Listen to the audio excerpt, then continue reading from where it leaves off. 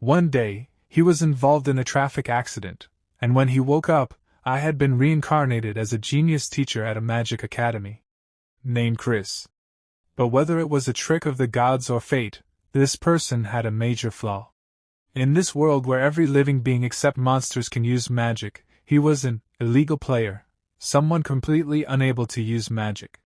There was only one way to avoid being deemed a monster and executed: to fully play the role of a lazy, but secretly talented teacher and keep fooling the gifted students around him. However, maybe he played the role too well. At the beginning of the story we see Valdar Academy. And an announcement is made: Valdar Academy graduation representative, Michael Foxon. Michael Foxon, step forward. Michael Foxon comes forward and addresses everyone, and he says, "Hello, everyone. I'm Michael Foxon, a graduate of the second class of Valdar Academy." Then we see the protagonist of this story. He is sitting on a branch of a tree, and he is saying, "Hard to believe that the guy who used to stumble over simple greetings is standing here now. Well, from here, he just looks like a talking cotton swab or something, but really, no one else has hair that white except Michael. You've grown so much, Michael. Not that I actually taught you anything worthwhile as your homeroom teacher. Truly, there were countless events over those years. It was so hard staying in character beside the protagonist of a fantasy novel. But now I've completed the main quest. Goodbye to 3 years of over-the-top character settings. Now begins my long-awaited slow life." Then Michael Foxon says, "But I owe it all to someone worthy of being called a true mentor, Professor Chris." By the way, the name of the protagonist is Chris Doton. And Michael Foxon has just taken the name of that person, due to which he gets shocked, and he says, "Why is my name coming up?" And Michael Foxon further says, "If I hadn't met you, I wouldn't be who I am today. Thank you for never giving up on me, even when I was weak and pitiful, and for guiding me. I also know you have your reasons for not being able to stay at the academy any longer. So please, give me a chance to repay you. I'll follow you for the rest of my life." Chris Doton is in great shock and says, "No, no, no. You're the protagonist. Your story is just getting started. The whole world is waiting for you. Do you have any idea how many scouts came just to recruit you?" Michael Foxon further says, "And it's not just me. All of us, my classmates, trained by your hand, we've gathered here for one purpose: to follow Chris Doton. We, all 5 of us, pledge our loyalty to Chris Doton." Chris Doton gets stunted and says, "Wait, what is this situation? How did it come to this? I'm just an ordinary, powerless person from another world who can't even cast a single spell. Did I mess up the character settings?" Chris Doton tells about his story and he says, "This all started before I ever became a teacher at Valdar Academy, right after the car accident. That day, as my consciousness faded, something suddenly appeared in front of me. A system window opened in front of him, main quest. The Earth God's wish. A new life. 2. Something. Accept quest? Yes or no?" Chris Doton is looking at the system window in surprise, and he thinks, "What the heck am I seeing? Am I really about to die?" That's what I thought, until I saw that one word. I want to live. There's no way I'm dying here. My life is just getting started. In that moment, I chose to live. Without hesitation, I pressed the button. Yes. Then his eyes open inside the novel. He wakes up in a shock. A lady is standing in front of him, who is happy that Chris Doton has woken up. Chris Doton was surprised to see the things around him, and he thinks, huh? Wait, she can't see the message window? But more importantly, when Chris Doton heard his name from that lady, he was surprised. Then that lady gives Chris Doton his ID card and says to him, "Yes, Mr. Chris Doton. Here is your ID." Chris Doton looks at his ID card and it is written in it that he is a new teacher. His name is Chris Doton and he is also a teacher of Valdar Academy. And he says, "New teacher at Valdar Academy? Wait, this isn't even Japanese. Why can I read it? Today was supposed to be your first day. The entrance ceremony has already ended, but since it was a train accident, the Academy will understand." Train accident. Then he says to the lady, "Excuse me, could I borrow a mirror?" Then the system window opens in front of him. Main quest: the Earth Gods wish 1-1. Welcome. You have been reincarnated as Chris Doton, a new teacher at Valdar Academy. You will spend the next 3 years completing quests as Chris Doton. Chris Doton thinks, I've been reincarnated. No wonder those cheesy isekai lines felt natural. And Valdar Academy, that's from the fantasy novel I used to read for fun. The Strongest Demon King Hero, the story of a weak protagonist who awakens as a demon bloodline heir, sweeping aside all enemies with cheat abilities, and ends with world domination and a harem. Classic. But that was a while ago. I don't even remember how many chapters one read. Also, who the heck is Chris Doton? Chris Doton is looking at the system window. A teacher must have disciples. Reach the front gate of Valdar Academy within the time limit. Reward: map of Valdar Academy, April 1st, remaining time, midnight. Penalty: death. Chris Doton gets a huge shock when he sees the penalty. And he punches the system window and says, "Penalty: death? I just died, and now you're saying I'll die again if I fail." The lady is shocked as she could not see the system window. Also, she cannot understand Chris Doton's problem, and she says, "Mr. Chris, you need rest." Wait, who are you yelling at? Next day, Chris Doton leaves for the academy, and he is mumbling on the way, and he says, "I forced her to discharge me early, but I'm still kinda sore. Also, starting out as a new teacher with barely any money sucks. Half my savings vanished at that clinic. So far, all I've figured out is that the currency is gold, and the academy is a half-day's walk from here.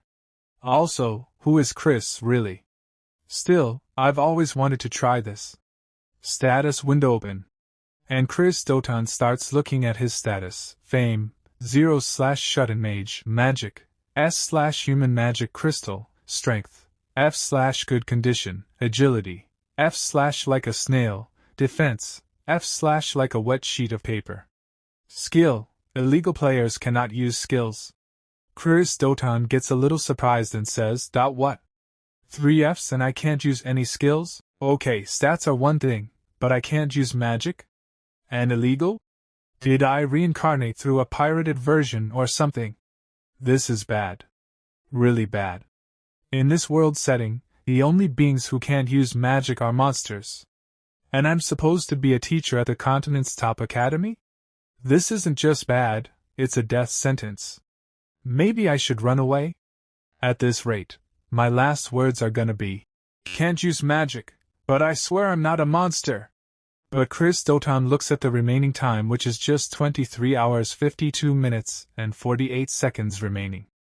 And so he says, I get it. Arg, I don't have time for this. This is my second chance at life. The one bit of luck. My fame is listed as shut-in mage, and I do have experience. I once got reported in an online game for too realistic role-playing. That just means it was good. So, I'll play this as the mysterious, super powerful mage who never shows her true strength. For 3 years I will survive by pretending I'm the real deal. Then we see the gate of the Welder Academy. A statue in the form of a monster key is guarding the gate, but he is getting very bored, and he thinks the entrance ceremony was a week ago, so no one's around. Then he feels something dangerous, due to which the stone statue starts sweating. When he looks ahead, he feels a dangerous aura which is coming from our protagonist. And he gets scared and he thinks, who's this guy? What immense magical power. Must be a teacher. I heard the new teacher got into a train accident. It's only natural for academy teachers to have monstrous power, but no. This is far beyond that. That scar on the forehead. Hair black as a wild beast's mane. Skin pale as moonlight, eyes sunken like midnight. This is death. Death itself, in human form. Those red-black eyes have seen countless ends. There's a void behind him, a heavy emptiness. Chris Doton stops in front of the monster and says to him, to post a mere pebble like me at the gate. It's a disgrace to the academy. The monster was scared. But still he says to the protagonist, "You there, state your name and purpose." The protagonist smiles and says, "New teacher. Chris Doton. Now open the gate." Then Chris Doton goes inside the academy. But he was very scared inside. And he says, "Phew, that was close. I seriously thought that was the end of me. Well, at least I made it on time. But hey, this character's setup is actually kind of cool. I'll call it the totally unmotivated ultimate teacher. A deadbeat who naps in front of his students instead of teaching, but in truth, a battle-hardened, overwhelmingly powerful warrior. The kind of person who guides the protagonist with sharp, insightful advice. In his past, Chris lost someone dear to him because of his own mistake. He hit rock bottom, until the headmaster of the academy appeared before him. That's how he ended up reluctantly coming here. The most important part of this backstory? He's traumatized and refuses to take on a disciple again. But he's also arrogant, believing weaknesses like you all aren't even worth teaching. If you want to see my magic, then get stronger first. This could work. Chris Doton is so engrossed in his thoughts that he does not even realize that blood is coming out from his wound. And seeing his blood, he gets surprised and says, "Don't tell me. Did the wound reopen from the accident?" The moment I saw the blood, a wave of pain and dizziness hit me. Then only the system window opens in front of him again. "Quest complete, you received Valar Academy map for /1 as a reward." Chris Doton gets angry and shouts, "Is this a joke? Forget the map, give me something to heal myself. And with this setting, I can't even run to the infirmary." Then only a student comes behind Chris Doton and asks him if he is alright. Chris Doton turns back and looks at the student, and the student further says, "You're bleeding from the forehead.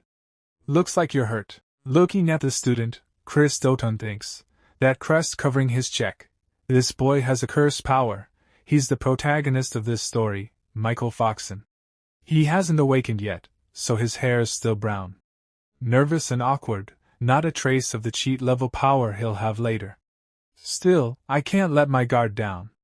Stick to the plan. Be the totally unmotivated ultimate teacher. Then Chris Doton says to Michael Foxon, "Why are you here? Class 1's still in session, isn't it? What's a new student doing here?" Michael Foxon gets a little nervous, but he says, "I couldn't keep up with class, so the teacher told me not to come to the training grounds anymore." Chris Doton thinks, can't blame them. Right now, all Michael can probably manage is a basic fireball. The gap in skill between him and the others is obvious. Still, there's no excuse for a teacher to treat a student like that. Chris Doton says, "What a jerk." Michael Foxon gets scared after hearing this. He thinks that the protagonist used all this for him. So, his eyes get moist, and he says sorry to Chris Doton. But Chris Doton is shocked and he thinks, "Whoa, I wasn't even talking to you. Wait, are you crying?" Then Chris Doton says to him, "Ugh, this is a hassle. What class are you in?" At the same time he thinks, this is bad, I need to get him back to his classroom, fast. Then again the system window opens in front of him. Main quest. The Earth Gods wish 2-1. Today is your thrilling first day. As the new homeroom teacher for Class X, reach the classroom on time and conduct your first lesson. Reward, Valar Academy map, for halves, monkey keychain penalty. Death time remaining, 9 minutes and 48 seconds. Chris Doton thinks, even with a map, it's not like I know where to go. And based on everything so far, this has got to be my class. Michael Foxon fearfully says, "I am in Class X. Please spare my life." Chris Doton says to him, "Lead the way." And Michael Foxon fearfully says yes. And Chris Doton looks at him with sharp eyes and he says, "Did I stutter? I said lead the way." And now Michael Foxon gets very scared. After some time, Chris Doton has lifted Michael Foxon in his lap and he is taking him to Class 5. Then he reaches the class and puts Michael Foxon down. Michael Foxon is very scared. And there are 2 students in front of him, and they both say, "Whoa, Michael, don't freak out. Could you enter a room quietly for once? Geez, always trying to stand out. Just sit already." Just then Chris Doton enters the class. And then all the students feel something weird and everyone becomes silent. It seems as if silence has taken over the whole classroom. Then the protagonist goes to the front desk and he says to everyone that every last one of them is trash. This is the bunch I have to teach and guide? Valdar, have you lost your mind? Then the students start talking. Wait. Valdar? Is that the name of the headmaster? Anyway, who is that guy? He's bleeding from his head. Then a student raises his hand and says, "Excuse me, but who are you? This area is off limits to unauthorized personnel." This student's name is Nika Tot, Class X's honor student. Seeing Nika Tot, Chris Doton thinks, "Alright, Nika. Michael's friend, if I remember." Then the protagonist tells his name as Chris Doton. And Nika Tot further says, "Ah. Right, you're the one who was late because of that accident. That's why you're bleeding." But Chris Doton asks him to be quiet. But he thinks, "I just missed my timing, that's all. Don't talk about it, it's embarrassing." Okay, I made a strong entrance, but now I need to actually teach to clear the quest. In reincarnation stories, you're supposed to start with preloaded knowledge. Why do I know nothing? No choice then. Then Chris Doton gets up from a square and writes something on the blackboard. And he wrote, "Self-study." And he thinks, "I'll wing it with the right attitude." Michael Foxon gets surprised when he sees that Chris Doton is telling them that now they will have to do self-study. And Chris Doton lies down comfortably on the chair and he starts sleeping. At the same time he thinks, "This is so pathetic it's embarrassing, but this is when I have to be bold. Act like you aren't even worth explaining things to." Some students say, "Did he just fall asleep right there? He really went with self-study on the first day. That's insane." Chris Doton totally agrees. "Is this even going to count as a lesson?" Just then a girl stands up and shouts, "Mr. Chris, if this is a joke, please stop. This is in terrible taste. You didn't even show up at the entrance ceremony. How dare you insult the sacred education of Valdar Academy?" On hearing the girl's voice, Chris Doton understands that her name is Angelina, who is a possible heroine candidate. And Chris Doton thinks, Angelina Sharif, one of the heroine candidates. They called her the Ice Princess, if I recall. And on the surface, she's a duke's daughter. On the surface, anyway. Most of the students here are nobles. Still, I get it. This must be unbearable for her. It might cause problems later, but as Chris right now, this is all I can say. I know about Angelina's tragic past. It stings a little. But, then Chris Doton tells Angelina in a stern voice, "If you're unhappy, then leave." And Angelina gets shocked on hearing this. And Chris Doton further says, "You didn't hear me? I said if you're not satisfied, then get lost, Angelina Sharif." But Chris Doton thinks, "I'm so sorry, Angelina." But Angelina says to Chris Doton, "What did you just say?" So Chris Doton says, "Don't make me repeat myself. If you don't like my class, get out." But he thinks, "Sorry, Angelina. Forgive me for being the kind of teacher who can only say things like this to a previous student." Angelina starts grinding her teeth in anger. Then she says, "I have no interest in learning anything from someone like you." Michael Foxon tries to stop her, and he says, "Angelina." But leaving the classroom over this. But Angelina says to him, "With your ability, I doubt you'd keep up with any lesson anyway, and I don't have time to waste on some worthless teacher." Listening to Angelina's words, many other students also start leaving the classroom. And Chris Doton is watching his students leaving and he thinks, "That I figured this would happen. They're all proud nobles, after all. I wonder how many will even stick around in the end. I braced myself for this, but still. If I get fired, what then? All I can do is trust the headmaster to have my back." Then the system window opens, "Quest cleared. You resend. Map of Valar Academy 2/4. And monkey keychain. As rewards." Chris Doton thinks, "For now, I survived." Oh? It just happens that only the main characters are left. The protagonist Michael, the honor student Nika, and the potential heroines surrounding the main character. The twin-tailed girl is Dolce. The other girl is Belle, the healing type support. And one more who's not here yet. I'll introduce her later. Now then. Time to act like a real mentor and say something wise. Chris Doton stands up and says, "Teach magic half-heartedly and people die." Hearing Chris Doton's words, all the pending students' ears perk up, and they all get shocked, and Chris Doton says, "That's why Valdar Academy is a training ground for killers. Give a deadly weapon to someone who can't even control their own mana, and it won't be them who dies, it'll be someone else. Calling it an accident or mistake, that's just sugarcoating reality. Do you have the resolve to bear that responsibility?" But all students become quiet, and no one says anything. Then Chris Doton starts leaving from there. After some time, Chris Doton comes out of the classroom and stands near a wall, and he starts laughing and he says, "I think my lifespan just shortened by 10 years, creating a character whose life depends on their performance. Really is a whole other level. I need to adjust to this reality, and fast.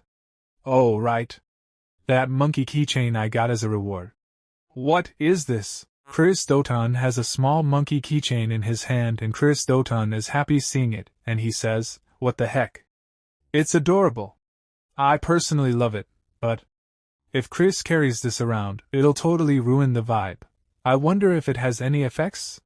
Then suddenly the system window opens in front of him, and it says, "Equip item. Monkey. Chin? Yes or no once equipped. It cannot be removed for 5 minutes. Choose wisely." Chris Doton says, "So I won't know the effect until I equip it?" Alright, let's just check what it does. The system says, "You equipped monkey keychain. While equipped, your agility increases by 1 rank. From F snail to E big bros snail."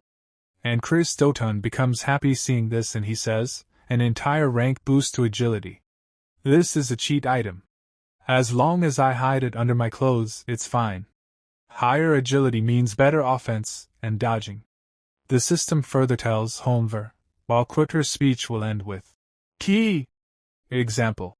The system is truly generous. Key. Chris Doton gets surprised on listening to the system's words. But he controls himself and says, "What did you just say? Are you implying I'm a monkey?" And Chris would never talk like that. A girl is watching all these actions of Chris Doton from behind, and she gets a bit surprised. Then she takes Chris Doton's name. And when Chris Doton turns back and looks, she is standing there. And he asks Chris Doton, "Why are you here?" Then Angelina is unable to move, she stops. And Chris Doton thinks, "Crap. I should have used a stealth spell." Angelina thinks, "The moment those Reaper-like eyes locked onto me, my mouth opened on reflex. There's no way any excuse would work on this person, not even the Duke Sharif family name. I know her type well. People who trust only in their own power and disregard everyone else, arrogant geniuses. That scornful gaze, I've seen it more than enough to last a lifetime. What now? You're not going to check my pockets, restrain me, or stop me from running? Is this what they call silent pressure?" Then Angelina says, "You saw, didn't you? That I was smoking. I won't deny it. I know it was wrong. I'm sorry. I'll accept whatever punishment is due." Angelina thinks, maybe it's good that he caught me. There's no way he'd let it slide anyway. Even if it hurts my reputation, if he tells me, "You're unfit to inherit anything," and rejects me outright, then maybe I can finally give everything up and just be free. Chris Doton touches Angelina's forehead with his finger and says to her, "Pathetic kidkey." Angelina thinks, YH? What does that mean? That look. It wasn't scolding or furious. It was like someone who had seen another suffer and meet a tragic end, just like them. Trying to numb the pain through reckless behavior is foolish and short-sighted. Key. No matter how powerful you are, you can't redo the past. That regret.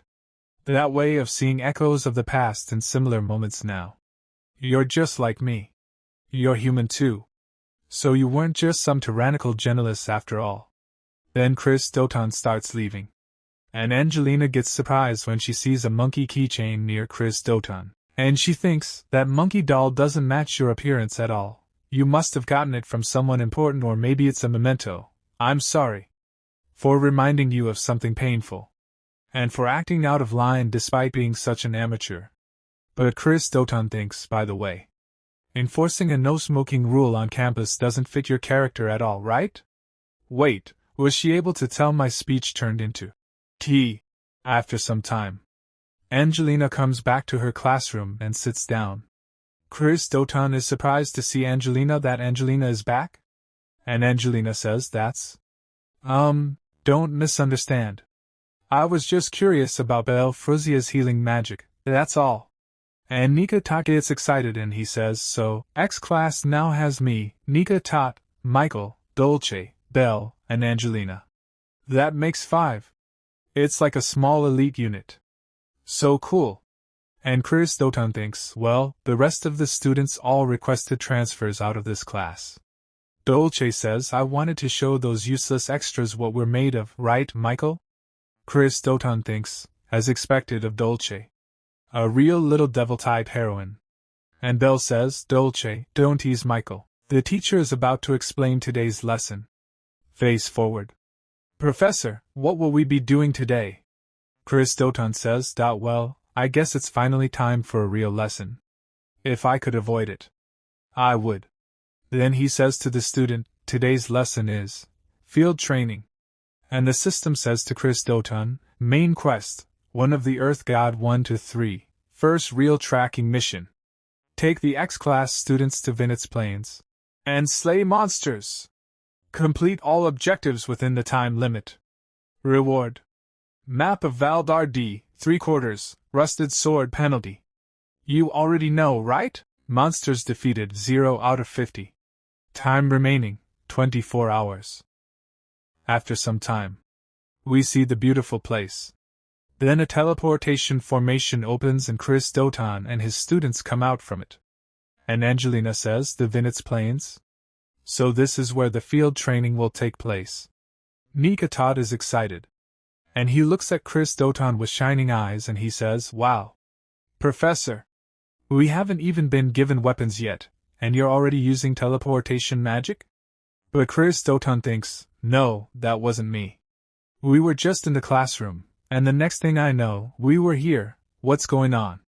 Spatial magic isn't something students can use. And then Dolce looks at Chris Doton's head and she says, wait, there's a shadow over Professor's head. And the students think, that must mean we were summoned here by someone else. That's a horned rabbit. There are horned rabbits behind Chris Doton. And the system tells Chris Doton, teleportation by an unknown party confirmed. You have arrived at the designated location. And Chris Doton thinks, we were brought here by a third party. Dolce shouts, it's a horned rabbit. Angelina says, Professor, there's a boss monster right behind you. Chris Doton looks back in fear and thinks, am I going to die? And the system tells Chris Doton that the remaining time is 23 hours 59 minutes and 59 seconds left. Until now he had not hunted even one of the 50 monsters. And there are 2 dangerous monsters in front of Chris Doton, as well as the boss monster. And Chris Doton thinks, get a grip. Right now, I'm Chris Doton. What would he do in this situation? To him, this kind of thing wouldn't even count as playtime. He'd probably use it as a chance to test the students. Then Chris Doton shouts and says to the students, you fools. Have you already forgotten why we're here? Angelina says, what? You can't be serious. You expect us to train in this situation? Do you even know what's behind us? But Nika Tot is excited and says, get it now. Angelina. That must mean Professor will handle the boss himself. We just have to take care of the smaller ones. Chris Doton gets happy and thinks, what a model student. He just saved my character with that perfect interpretation. Dolce says, so we're just on minion clean-a-do? And Angelina looks at Chris Doton with scared eyes but she says, that I understand.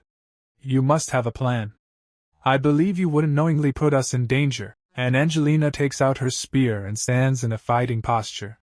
And she moves forward and starts attacking the monster. And seeing this, Belle says, leave support to me. If anyone gets hurt, I'll heal you right away. Michael Foxon starts gathering fire in his hands to use his fire magic.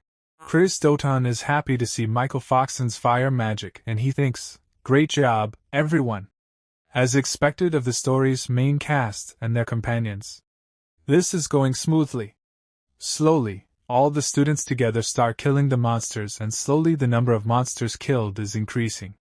But then the monster's saliva drops on Chris Doton's shoulder, feeling which Chris Doton is shocked. When he turns back, there is a three-horned rabbit in front of him and Chris Doton gets a little scared after seeing it, and he thinks, right, I forgot that guy was here. Honestly, I'd rather pass out before I even feel the pain. No, it's too soon to give up. Even if I get eaten, there's still a chance I survive. If I fail this quest, I'll definitely die, so it's smarter to choose the first option instead. Then Michael Foxon sees that Chris Doton has been attacked by Boss Monster and eaten. And seeing this, Michael Foxon gets a big shock and he starts running to save Chris Doton. But he thinks, right before my eyes someone died. Again. Is it because I'm weak? Because I'm a failure? Who can't even defeat a single monster? Is this my fault? Just then Belle goes and stops Chris Doton. And tries to make him understand. But Michael Foxon says, "Let go of me, Belle.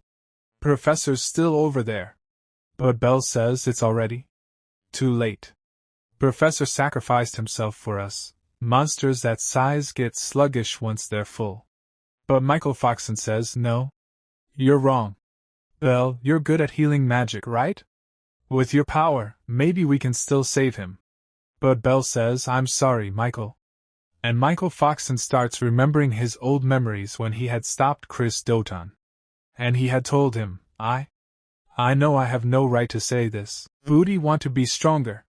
I want to be strong enough to take on all responsibility on my own. If I can do that, I'll do whatever it takes. Michael Foxon thinks, he's going to laugh at me again, right? Then Chris Doton smiles and he had told Michael Foxon at that time, "You will become strong, Michael." Michael Foxon remembers all these things and says, "He was the only one who ever said that to me. No one else ever believed in Dolce shouts, let's just fight our way out of here ourselves. It'd be faster than waiting around." And Michael Foxon thinks, "That's why I want to give everything I have today. People like all of you are what it means to be strong. I'm just a burden. I should have been the one eaten instead." Michael Foxon is lost in his own thoughts, and is not listening to Belle's words. Tears are falling from his eyes and he is thinking, it wasn't Professor or Mom who should have died. Then the demon inside him says, "It should have been. You want power, don't you, Michael? Then take my hand. Let us become one." It was me. And the demon inside Michael Foxon was about to control Michael Foxon's intellect. Then Michael Foxon stops, and he hears someone's voice. And someone says, "Everyone stop." And the protagonist appears in front of them, covered in blood. He has killed the boss monster and asks, "Why are you running? Can't you see the monsters still swarming around us?" Chris Doton and his students have killed 27 out of 50 monsters so far. The quest is already half completed. Nika gets happy to see Chris alive and says, as expected, "Professor? You're alive. Did you let yourself get eaten on purpose to attack from the inside?" Chris thought, no way. Thanks for interpreting it like that, though. Then he said, "You're noisy. I told you today was your field training, did not I? You forgot your objective and tried to run away." On listening to Chris's words, Nika again goes ahead to fight with the rabbit monster, and he says, "I'm sorry. I'll return to training right away." Belle tells him, "Nika-san, it's dangerous to go back alone." Then Dolce says, "Professor, even if those idiots manage to get through that, my eyes won't miss a thing, you know. I'll find out what you're plotting sooner or later, so look forward to it, okay?" On listening to Dolce's words, Chris thought, yep. This kid is definitely my top threat. Scary. Scary. I wish I could switch classes. Seeing Chris safe and sound, Michael and Angelina have tears in their eyes. But Chris is a little confused as to why they are getting so emotional. Anyway, seeing them both, Chris thought, are they crying because of me? What kind of protagonist is this girl, and she still hasn't fully awakened? Angelina said honestly. Was it really necessary to go that far? Even after you were eaten, we kept fighting without giving up. I thought this was a kind of test. But if you had the power to defeat it in one hit, you should have done it from the start. That was way too dangerous for just a performance. Chris thought, what should I do? They're misunderstanding everything, but I don't really feel like explaining. Because, by eating me, who possessed S-rank magic power, that monster, its stomach just burst from overeating. Then he said to both of them, I believe I said if you're unhappy with my methods, then leave. Also he thought, anyway, let's calm them down and get them back to training. Angelina said, I doubt we'll never make the same mistake again. Michael said crying, I am sorry. Please don't abandon me, Professor. Chris thought, I'm kinda feeling guilty now. Chris said, then you all get going too. At the same time he thought, I really do want to explain everything properly. But, every living being in this world possesses magic power. Among them, monsters are born with relatively little magic power, so they have no choice but to absorb it from other life forms. The human species in particular, which holds overwhelming amounts of magic power, is often targeted by monsters. Magic power, as human magic crystal. However, all I have is an overwhelming amount of magic power. In other words, to them, I'm the ultimate dish, premium foie gras topped with caviar. But what happens if you try to stuff a watermelon into a small plastic bag? Magic power that exceeds capacity can't be absorbed and just bursts the container.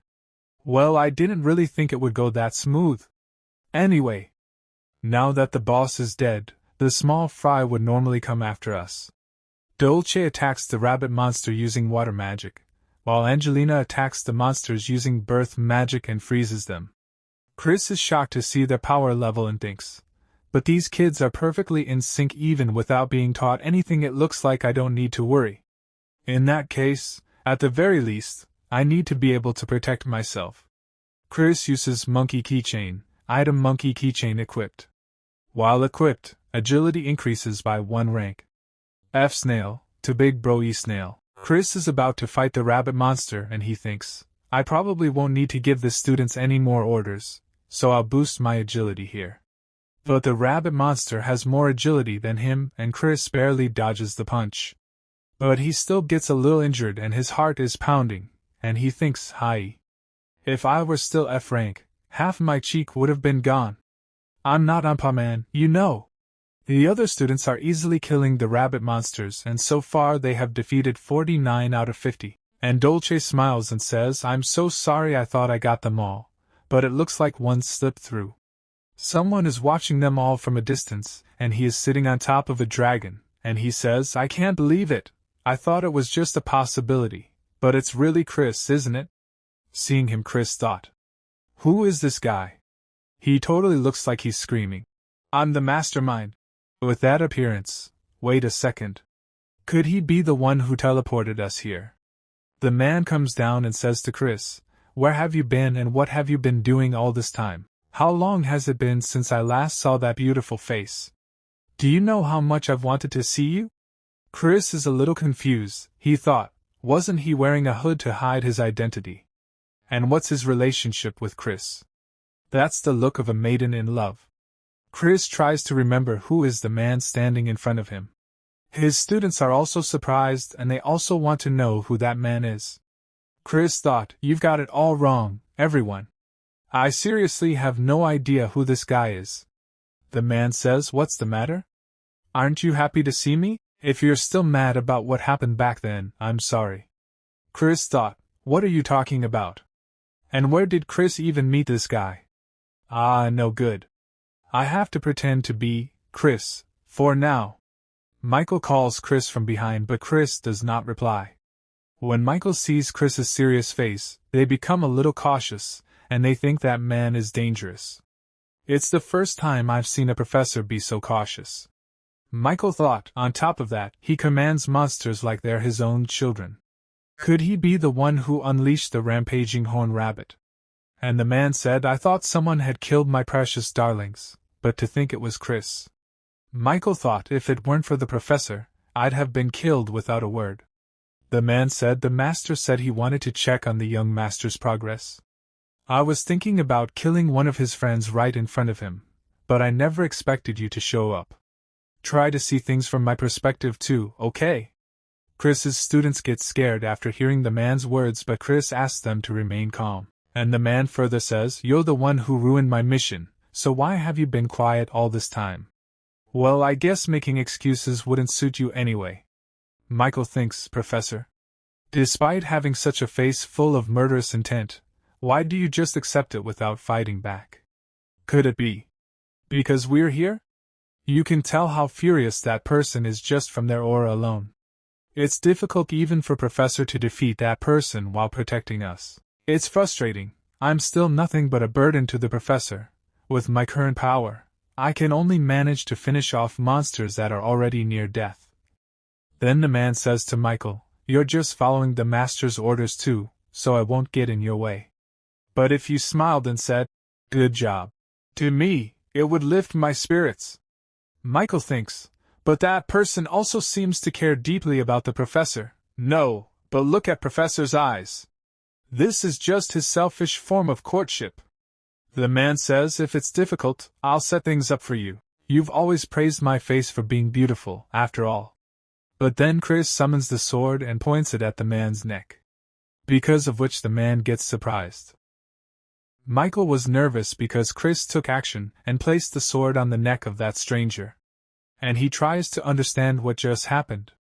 And he thought, what just happened? Where did that sword even come from? There are only a handful of people on the continent who can wield creation magic. But if it's Professor Chris, maybe it's not impossible. Then Chris said to the stranger, "What nonsense have you been spouting all this time? Talk in your sleep, you trash." The stranger gets a little nervous, but he says, "So you're still holding a grudge about that, huh?" Chris smiled, but inside he was nervous, and he thinks that I am saved. It's thanks to the protagonist defeating the 50th one.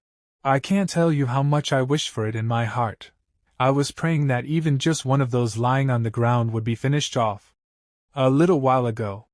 Michael was disappointed that his power level is not equal to Chris and that stranger.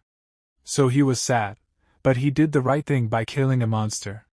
Due to which the task which Chris got from the system, of defeating 50 monsters, was completed.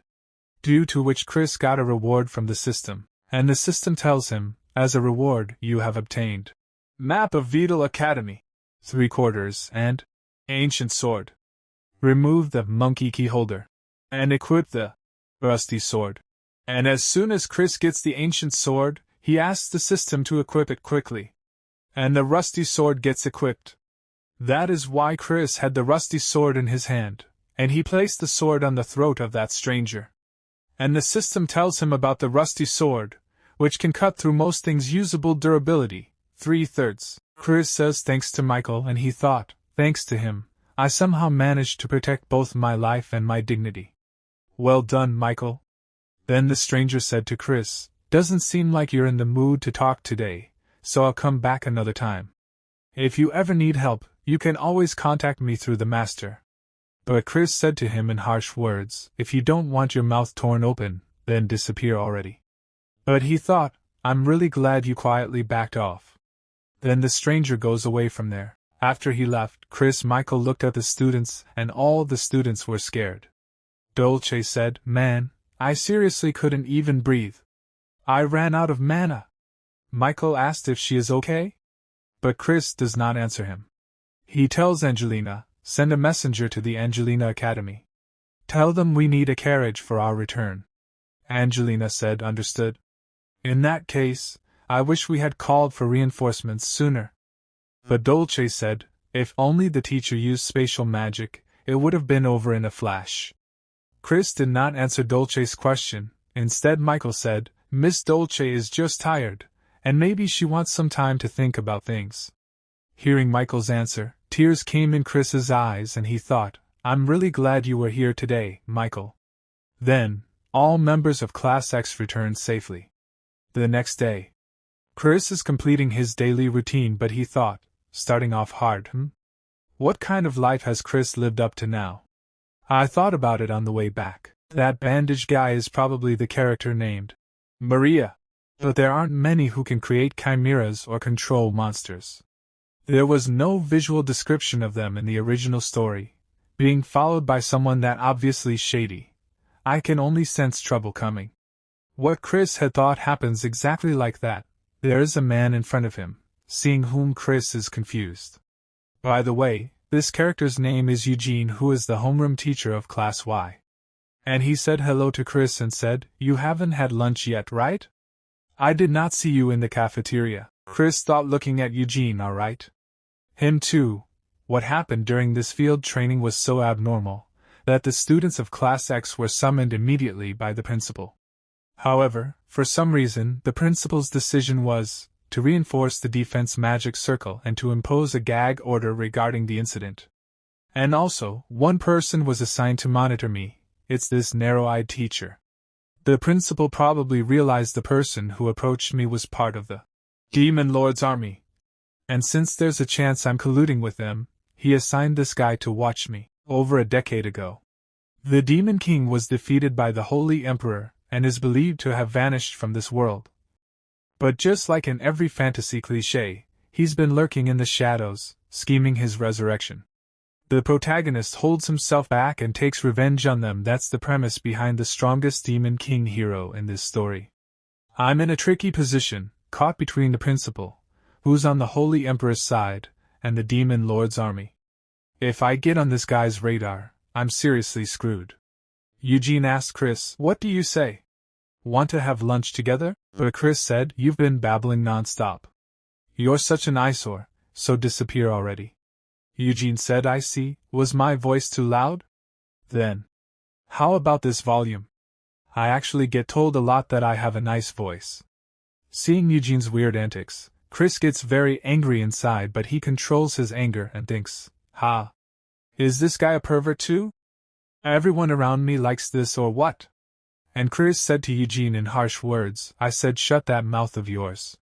But Eugene laughed at Chris's words and said, "Well, that would be difficult."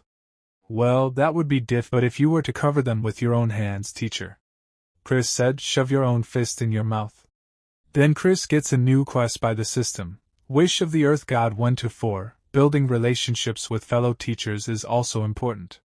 Try inviting a fellow teacher to hold a joint class. Rewards 1. Map of Vital Academy for 4ths 2. Rotten Mandragora route, *, if you fail, you die. Remaining time, 48 hours. Chris thought, they're not even trying to hide their malice anymore. Do it or die. It is basically the default now. At this point, I have no choice but to use this guy. He's the homeroom teacher of neighboring Class Y. He has the most students who transferred from Class X.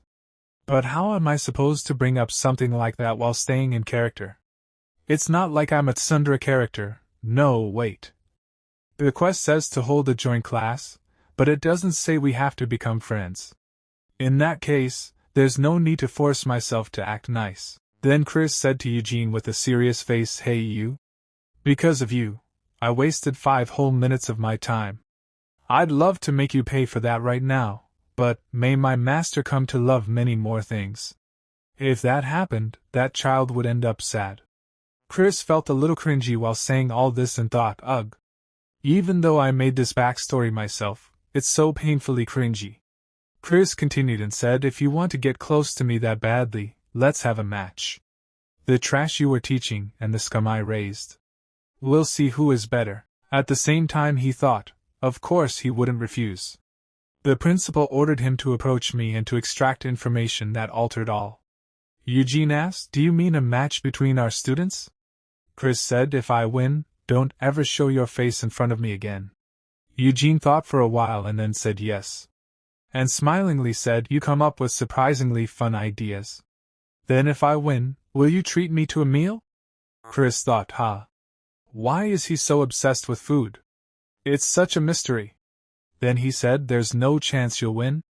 Eugene said, "Well, fine. It sounds fun. So, when should we do it?" Then Chris says, "Tomorrow afternoon." Eugene said, "Got it. Then see you tomorrow." Chris turns back and starts leaving, but he thinks, the outcome doesn't matter. As long as we can hold a joint class, that's enough. But honestly, with all the nerdy characters in Class X, I don't really think we'll lose. And someone was secretly listening to their conversation. And we see that it is Nika. And Nika has completely heard their conversation and he says, "Teacher, are you having us compete against another class because you believe in us?" The entire academy was buzzing. Whispers turned to shouts in the hallways. "Have you heard the news? Class X and Class Y are going head-to-head. Let's go check it out." Wait, wasn't Class X the one where half the students tried to quit on the first day? Yeah. Just making eye contact with their teacher is terrifying. But then came the real piece of gossip, one that sent shockwaves through the student body. And the best part? It's not just about bragging rights. Professor Eugene's date is on the line. Meanwhile, Nika burst into his classroom like a whirlwind, flinging the door open with a dramatic crash. "Everyone! Are you all here already?" Inside, his 4 closest classmates looked up in surprise. Dolce, lounging lazily at her desk, yawned. "You called this an emergency, so I came. What's going on?" Angelina, twirling her ice blue hair with a smirk, sighed. "I've got dinner plans, so this better be quick." Nika grinned. "I'm sure you've already heard, we're going up against Class Y." Angelina shrugged. "Yeah, teacher said she'd explain it again, but there's gotta be more to it than that, right?" Nika leaned in, voice lowering conspiratorially. "Bet you didn't hear this part. If we lose, Professor Eugene gets to go on a date." The room fell silent. Wide eyes. Jaws dropped. "Wait, what?" Dolce choked. Angelina laughed in disbelief. "Haha, wait, are you serious? You sure you didn't mishear or just imagined it?" Nika crossed his arms, puffing out his chest. "I'm a tot. And tots don't lie.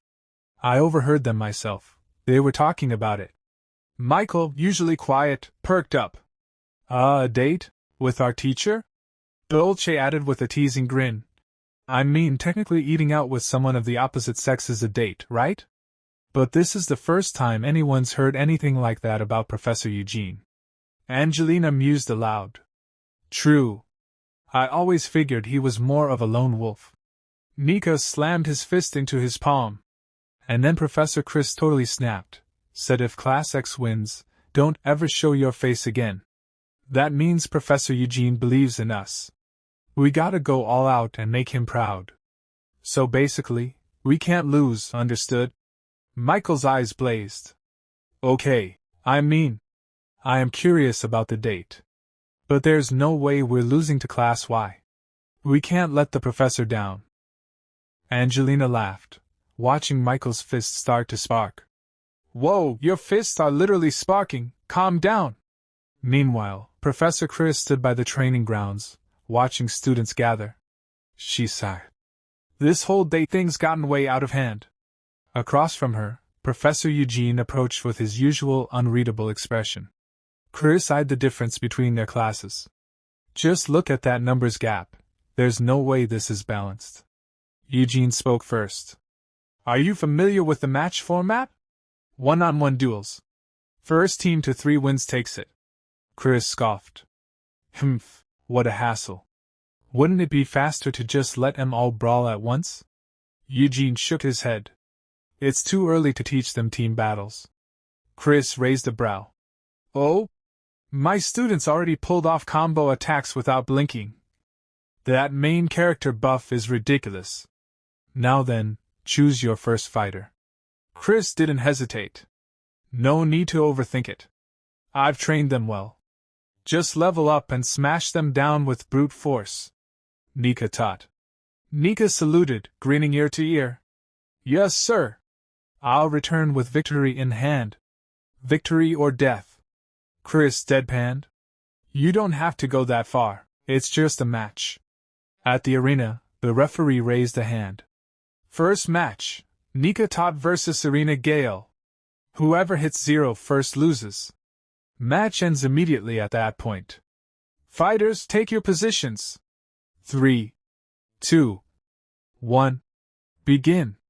Irina lunged in first, blade flashing.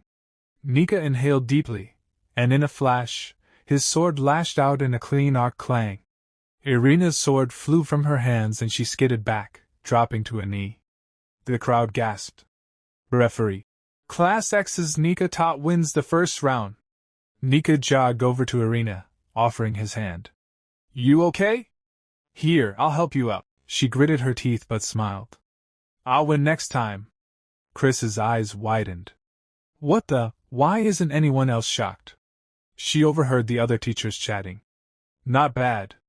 Well, it is the Tots. I'd expect no less. Chris nearly choked. Wait, what? That's tank-level damage, from a support class? Michael, off to the side, beamed. Nika's gotten crazy strong already. Chris sighed in relief. Phew, glad I'm not the only one freaking out. Eugene smiled. All right, who's next? Chris smirked. Just pretend to think it over. I already know who. Angelina. Angelina snapped to attention. Understood. I'll easily claim another win. Chris planned ahead. We'll wrap this up cleanly. The Twin-Tails girl will finish it. No need to send in the healers or newbies. Michael looked at Chris with puppy dog eyes. Please, give me a chance. Dolce giggled, catching on. Why is he staring at me like that? Referee. Second match, begin. Angelina summoned her shimmering ice spear and charged. Her opponent parried, but Angelina's relentless assault pushed them back. The teachers watching murmured, as expected from the heir of the Sheriff family, classic ice magic. Chris's jaw dropped. Whoa, all those sparkles and crashes, it looks so damn cool. With a final thrust, Angelina's ice spear struck true, sending her opponent sprawling. Referee. That's enough. Class X's Angelina Sheriff takes the win. Angelina grinned proudly. Naturally. She turned to look at Chris with smug, expectant eyes. Why does she look like my family's dog when it's being smug? I want to praise her, but I gotta stay in character. Chris barked. What are you waiting for? Get back here! Now. Angelina flinched. I was already on my way. Eugene folded his arms. One more win, and it's over for us. Chris cracked her knuckles. Let's finish this cleanly. Dolce. Dolce skipped forward, beaming. Professor! I'll tie them down for you. Dolce suddenly raised her hand and announced loudly. I forfeit. Everyone nearby was caught by surprise. Nika's eyes widened in shock as she quickly spoke up. Eh? Why? Did you suddenly feel unwell or something? You're not thinking of letting the teacher go on a date or something, are you? Hearing this, Chris also turned his head, surprised. He thought to himself, What's a date? Well, whatever. Let's just hear her reason first. Chris then asked directly, Did you get cold feet? But Dolce shook her head with a carefree grin. Nah, it's not like that. I just thought it would be unfair. I mean, it's against the rules for me to participate in a one-on-one match, right? Chris furrowed his brow slightly, his mind spinning. Well, that's certainly true, he admitted internally. This kid has an invisible sixth member of the protagonist's party. After all, she has her twin sister with her. However, that fact was supposed to remain an absolute secret. Due to various complicated circumstances, no one else was supposed to know about Dolce's twin. What are you planning? Chris wondered warily. Dolce then turned toward Michael with a bright, teasing smile and said, So win in my place, okay. Michael. Chris sighed inwardly. As I thought, she's trying to score points. She probably thinks she's giving the protagonist a chance to shine. Well, it's not a problem to lose once or so. He then called out to Michael. Michael! Are you prepared? Michael clenched his fists tightly, his expression full of determination. Yes. I'll give it my all and definitely secure victory. Well, it's just a match between students, Chris thought, somewhat reassured. It should be fine. Now, the match officially began. Michael stepped into the arena. Standing in front of him was a menacing-looking student with a cruel smirk on his face. The academy bully. The bully sneered.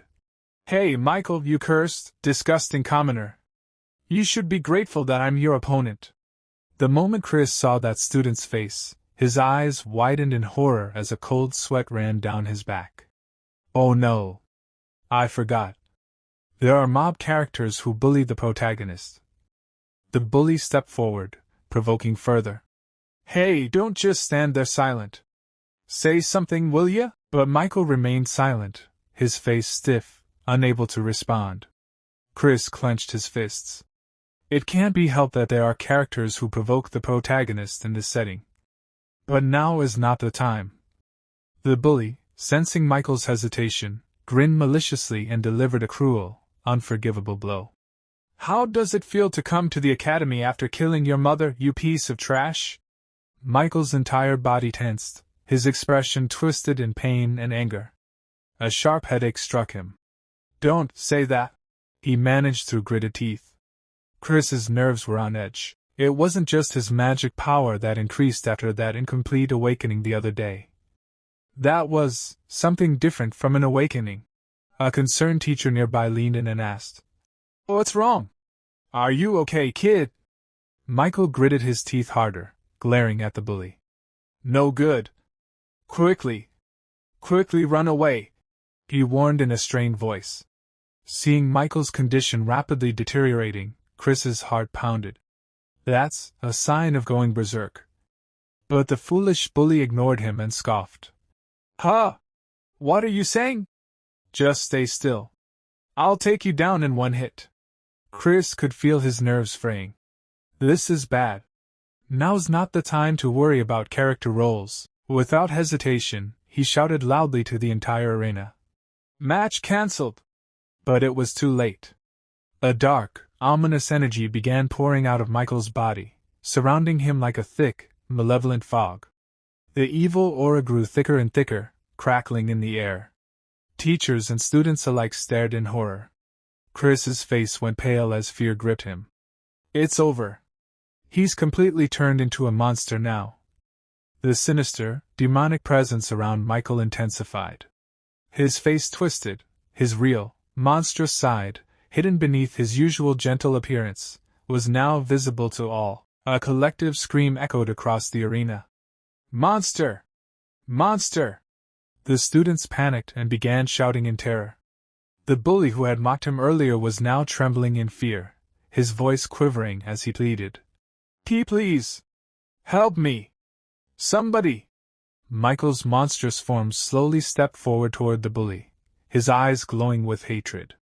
At that moment, a familiar ding sound echoed in Chris's mind as a system notification appeared before his eyes. Quest difficulty may change depending on the situation. Please successfully complete the class as a teacher. Chris gritted his teeth in frustration. Every single time, they push unreasonable demands on me. They want me to stop the protagonist's rampage, with my own hands. He knew he had no other choice. Without wasting a moment, he quickly moved toward Michael. The students watching gasped in shock. Teacher Chris! Chris clenched his jaw. The only saving grace is, this place is designed so that no one dies. Plus, that kid probably still has some reason left. But before he could reach Michael, Eugene, another teacher, quickly appeared beside him. Eugene summoned magical chains and tried to bind Michael in place. The glowing chains wrapped around Michael's monstrous form, but in an instant, he tore through them with frightening ease and sent Eugene flying backwards. The crowd screamed in terror. Teacher Eugene! Ugh! Everyone fall back! All faculty members, prepare binding magic! But another teacher shouted in panic. It's no use. It won't work. That abnormal magic power is blocking our spells. One of them cried out. Teacher Chris! What are you doing? Please run away quickly! But Chris didn't panic. He pushed forward, stepping fearlessly into the corrupted aura. Michael's monstrous figure paused for a moment, his monstrous eyes catching sight of Chris. Something in them flickered. If it's Chris, she definitely won't run away. one student whispered. Michael, though trembling, still retained a tiny shred of his consciousness. His mouth opened weakly. Teacher. No. Run. Run away. Quickly. Chris took a steady breath.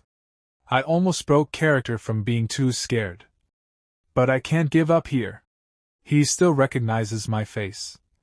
Now's my chance. Without a word, Chris stepped up and stared into Michael's eyes.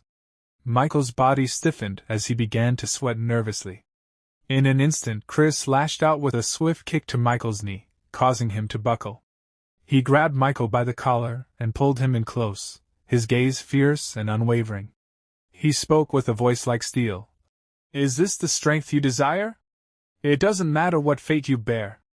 If you make a true resolution, you can be reborn as a strong person. That's why I said you can become strong. There won't be a next time. He stared into Michael's eyes. Come back, Michael. The words struck deep inside Michael's heart. His monstrous aura wavered. Come back. Michael. Michael's eyes trembled, his body quivering. Slowly, a trace of his true self returned. And with that, Chris turned to his student and called out, Let's go back, Michael. Without waiting for a reply, he walked away, leaving the tense atmosphere behind. Some time later, Chris found himself alone, his mind still reeling from the recent events. Suddenly, a sharp pain coursed through his body, and he winced, clutching his side. Ow! That hurt! He groaned, his voice tight with pain. I'm gonna die!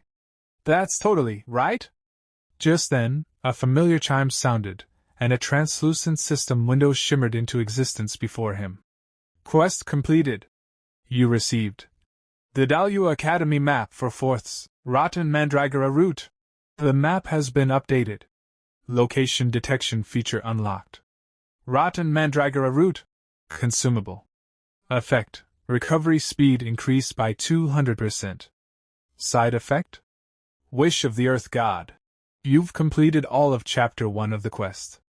Chris sighed deeply, muttering to himself. I left those students behind, and that creepy slit-eyed guy too. But I guess I did get some rewards out of it. The Vidalua Academy map, and now I've unlocked location detection. He paused, furrowing his brow. Still, I'm worried about Michael, but... He crouched down near a doorway and cautiously peeked inside a dimly lit room. His heartbeat quickened, but he forced a casual expression onto his face, masking his concern with a thin veil of indifference. It doesn't really fit my character to get involved, he thought. Let's just say it's because I have trauma from losing a student. As he steeled himself to leave, a calm voice echoed from inside the room, startling him. I knew you'd come, the voice said warmly. You really are a kind person. Please come in.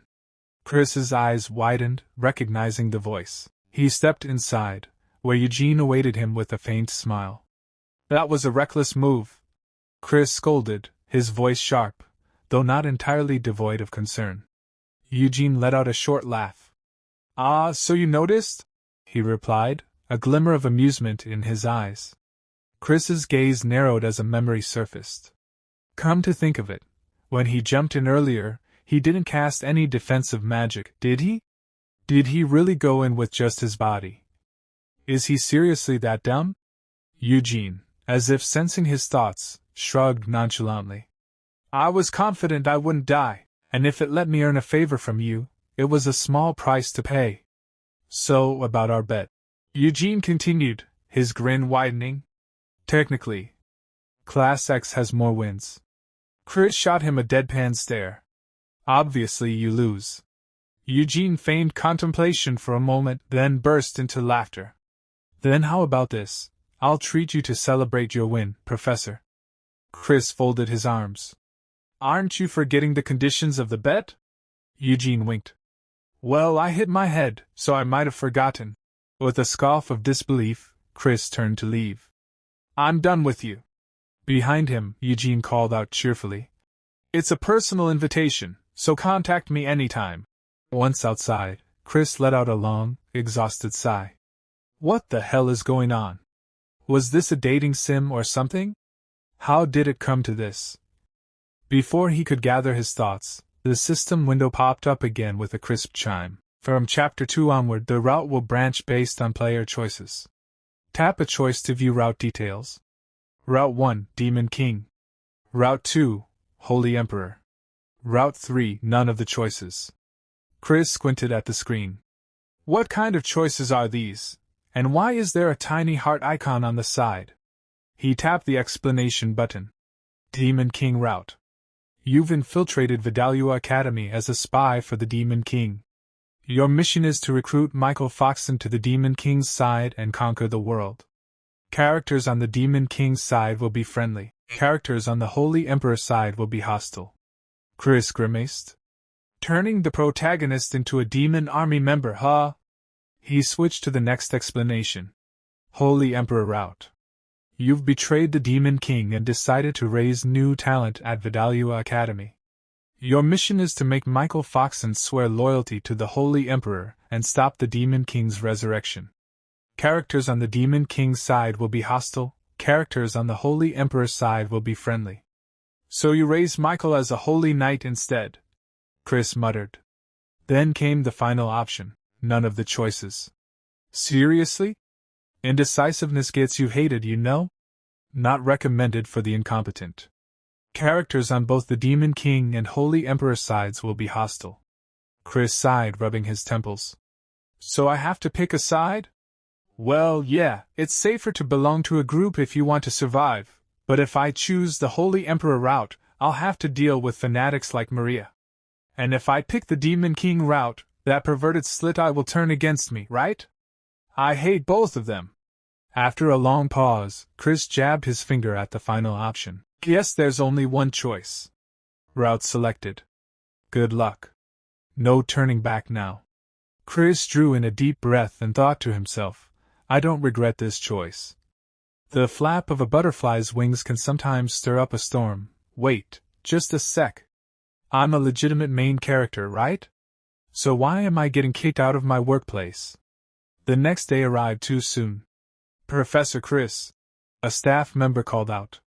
You're on leave starting tomorrow, right? The headmaster said you're taking a month-long break, so I'll be taking over Class X. Chris's eyes widened in disbelief. What did you say? A dreadful realization dawned on him. The reason they're suddenly forcing me on leave despite all my usual freewheeling.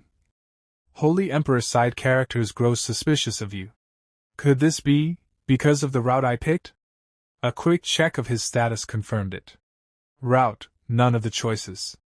Chris Doetin. Fame 10. Rumor. A suspicious person. He let out a sigh. Well, it did say people would grow suspicious, but the other routes came with way more risk. Besides, Chris is supposed to be the kind of character you can never tell what he's thinking.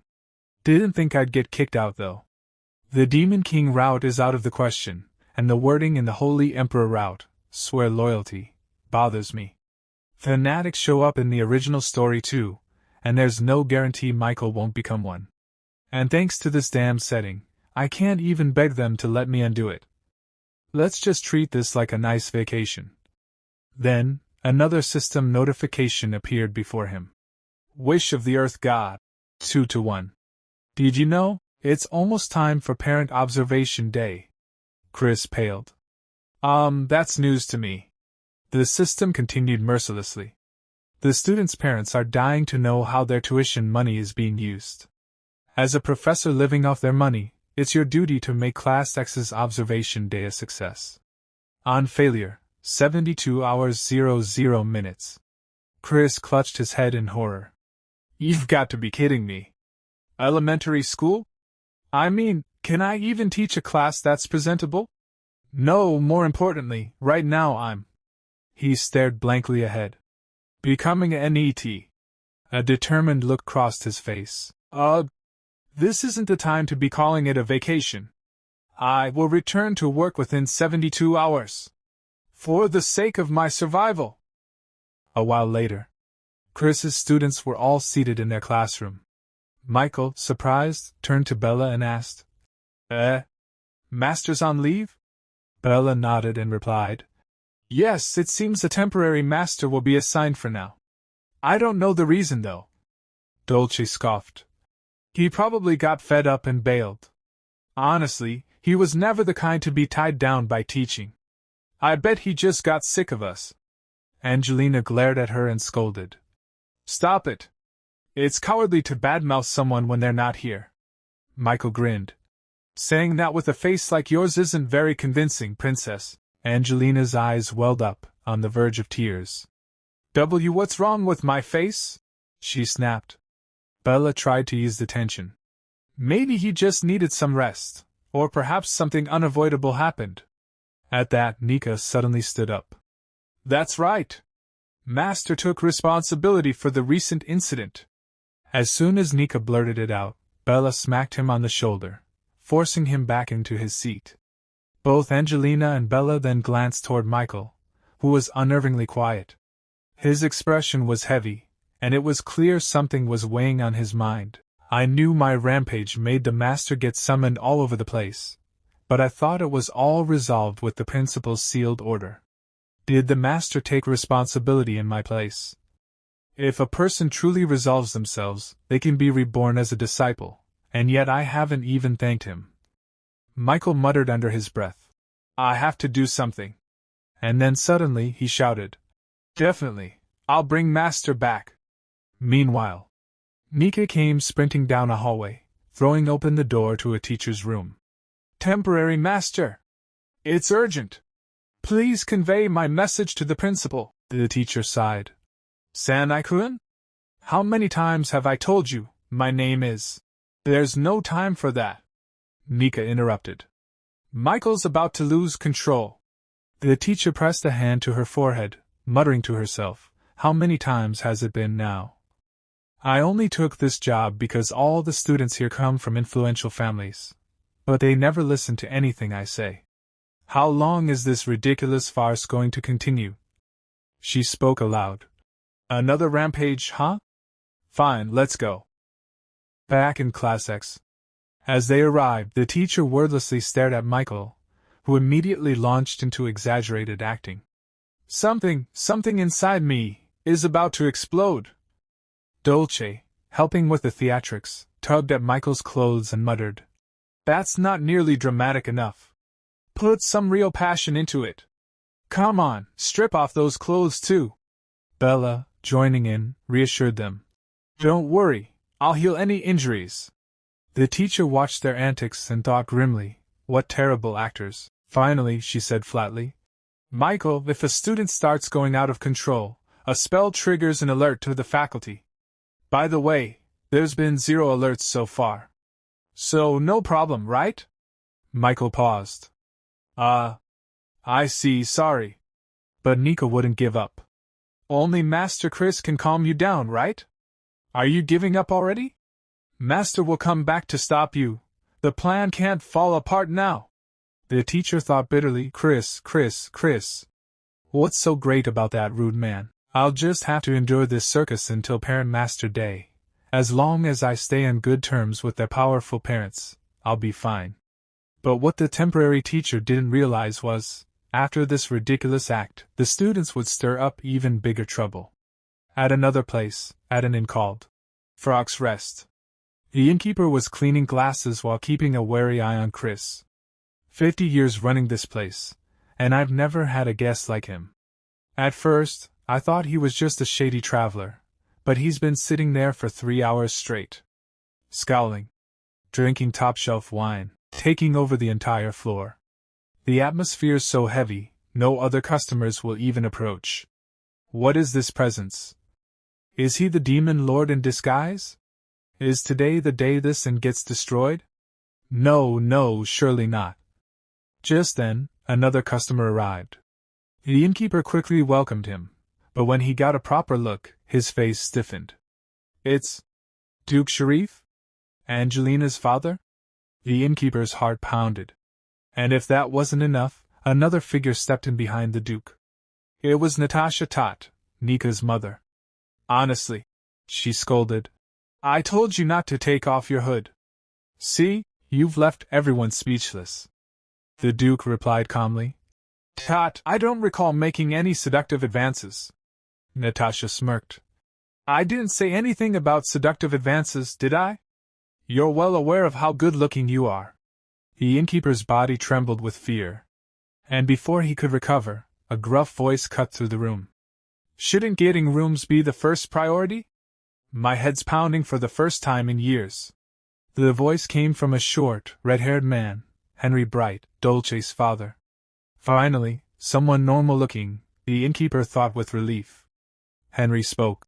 3 rooms. Will 3 high-grade magic crystals be enough?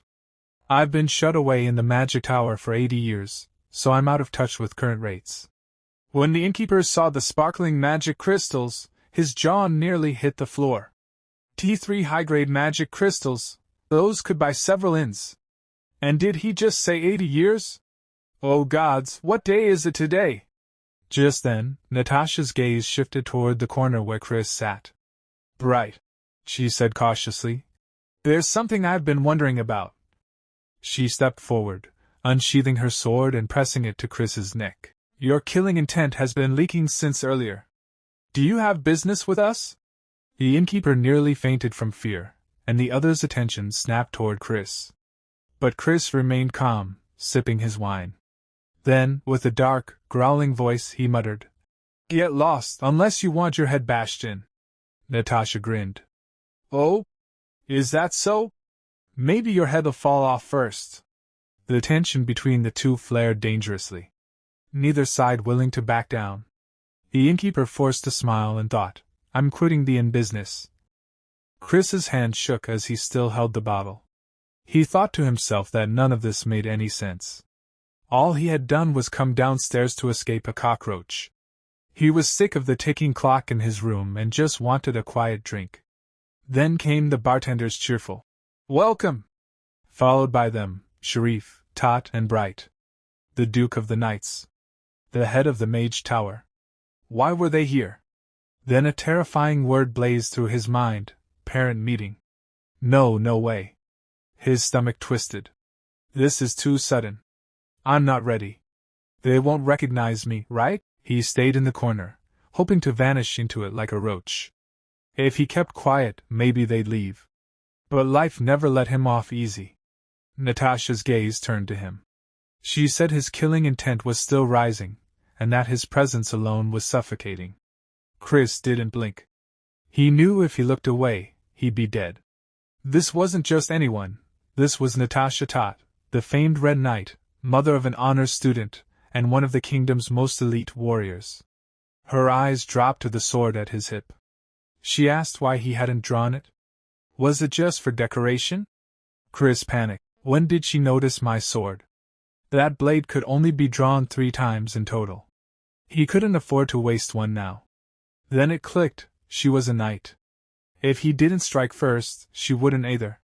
Thank the gods he hadn't acted on impulse. Let's keep it simple, he told her. This wine's better than anything in the Red Kingdom. He stayed still, calculating before adding. If I draw my sword now, this entire block will be gone. Then no one will ever taste this wine again. That'd be a waste. He took a slow sip, musing that if the bartender kept charging so little for this, he'd go broke by next week. Natasha laughed. She said it was ridiculous that in a moment like this, he was actually worried about the tavern's future. Then she sheathed her blade and apologized for the intrusion, introducing herself properly as Natasha Tot, newly appointed Red Knight. Chris stared, noting how fast her tone had changed. Natasha said that correcting one's behavior wasn't weakness, that what was weak was a knight who endangered civilians under the guise of protecting them. Turning to the bartender, she said she'd buy every bottle in the place as compensation. Then she looked back at Chris and said there were things they needed to discuss. Sharif, she called. Come here. Chris didn't move. It's over, he thought. This night won't end. The 3 of them gathered around him. Sharif muttered that he'd stick to water. Natasha lifted her glass and said the liquor here tasted far better than any water in their kingdom. As night fell, Chris stared into the bottom of his glass and silently begged, Someone, please save me. Later, he lay sprawled in bed, feeling half dead. He sat up slowly, holding his head, fighting off nausea. Somehow, he had survived the night. Just as he was about to slip back to his room, Natasha stopped him. She said she knew he planned to return to the academy and told him to pack. They were leaving together. They had to move fast, she explained. It was all thanks to Duke Sharif, who, as it turned out, suffered from a devastating case of social anxiety. He had insisted on arriving before everyone else. But that wasn't the only reason. They hadn't traveled all this way just for a parent visitation day. No, it was clearly about the incident at the academy. Rumors were already spreading. A student, one who couldn't be restrained by ordinary magic, had transformed into something monstrous and attacked a teacher. This so-called open day was just a mask. What they truly wanted was to lay eyes on that monster themselves. Chris stepped out of the tavern only to find Natasha waiting for him at the edge of the path. She remarked, with a calm, almost teasing smile, that he was incredibly slow. She told him that his face looked terrible, and instructed him to take her arm. If he felt faint, she said, he should lean on her. Chris froze. Had his drunken act been too convincing? Then Duke Sharif stepped closer, and to Chris's horror, the man looked genuinely concerned for his well-being. A wave of dizziness hit him. This felt like he was being escorted. Rain began to fall in a soft drizzle. Henry called for them to pick up the pace, and Natasha, still cheerful, noted how chatting made time pass quickly. Chris gritted his teeth. He was pretty sure only she had been talking. As the academy gates came into view, something shot from the trees. Chris reacted instinctively, slipping on the wet ground. Natasha caught him effortlessly and asked if he was all right. Then, without hesitation, offered to carry him. Shouts rang out from the distance, students calling for their teacher. Chris hissed for silence, but before he could do anything, a beam of golden light sliced through the rain. Nika's longsword caught Natasha's arm mid-motion. Top family light magic, unmistakable. Chris stared, stunned. That young man, was that Nika? It couldn't be. Natasha blinked in surprise. She said she had mistaken the situation for an ambush, but judging by his reaction time, her son had grown. Nika, jaw tight and grip firm on his blade, demanded to know why his mother was abducting his teacher. Chris remained perfectly still, Natasha's arms still around him. This was it. His cover was completely blown. He must have assumed he'd been kidnapped. And worse, it seemed he wasn't the only one who had snuck onto campus early. The students ran toward him, shouting that it really was him, their teacher, Chris. Angelina's voice broke with relief as she said she'd always believed he hadn't been kidnapped. Chris sighed. As suspected, they clearly jumped the wall to get inside. He crossed his arms, tone sharp, and demanded an explanation. His eyes landed on Michael, who recoiled at the sound of his name. The boy clutched his collar tightly, eyes burning red as he cried out for his teacher. Rain streaked down the stone path as Michael stammered that he thought the professor had abandoned them. That was why they'd come, to apologize, to say thank you, to see him one last time. Chris tilted his head. This sounds like something out of a melodrama. Still, as he looked at the drenched, trembling student, something in him softened. These students were strange, yet they made him want to be better. He exhaled and muttered that they'd be nothing but trouble. Then he raised his chin and told them to return to the academy. Surprisingly, everything after that went smoothly. In the grand hall, noble parents chatted with careless familiarity. One waved for Lily and asked what horrors she'd put the professor through to make him vanish mid-semester. Another claimed Chris was the only teacher who could handle his granddaughter. A third declared that someone of his caliber was rare, even in their lineage. Chris realized that, whether through pressure or flattery, the parents had made his return official. Still, facing the silent classroom, he wondered what he was even supposed to teach. He wrote, "Independent Study," on the board. Natasha lit up, saying how unique it was. Bright compared it to Eastern meditation practices. Chris glanced over the class, thinking at least those two were no longer an issue. They'd accepted him. But now, he had a different problem, Duke Sharif. The man lounged in the back, face serene.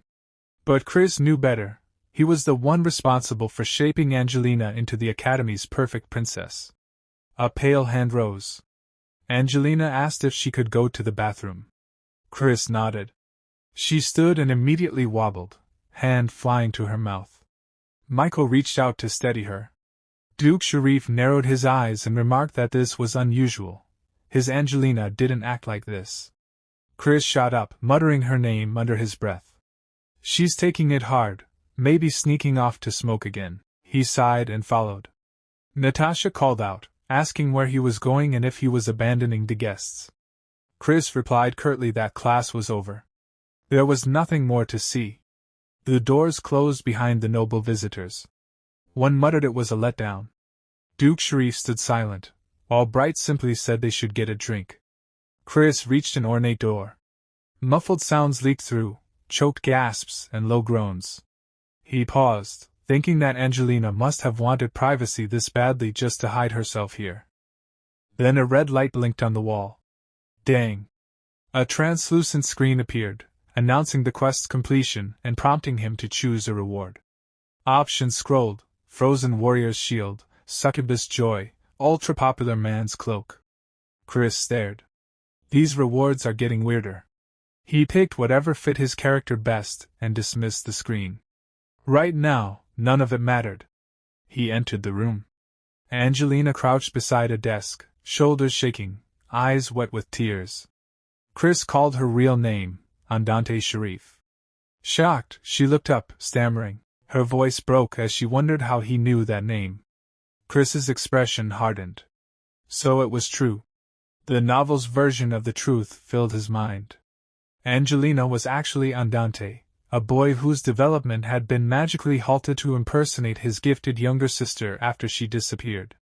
Chosen for his resemblance, and trained through cruelty and brainwashing, Andante had become the perfect Angelina. In the novel, the revelation shattered the fandom. He remembered the outrage in the comment threads, one user screaming the author had gone insane, another quitting, and a third grinning that secrets made characters even better. Andante Sharif, an illegitimate child of mediocre power, had been overlooked in favor of his sister. When she vanished, the Duke didn't search for her, he created her. Magic suppressed Andante's growth, and the trauma left deep scars. According to the story, he developed severe OCD and lived in constant pain. Andante sniffled and begged, saying that if her father found out, Chris would disappear like the others. Chris remembered with grim clarity that everyone who learned the truth about Andante was silenced by Duke Sharif. He straightened. It's always the same with people like them, he said. Do I look like someone you can mess with? He grinned slightly, already forming a plan.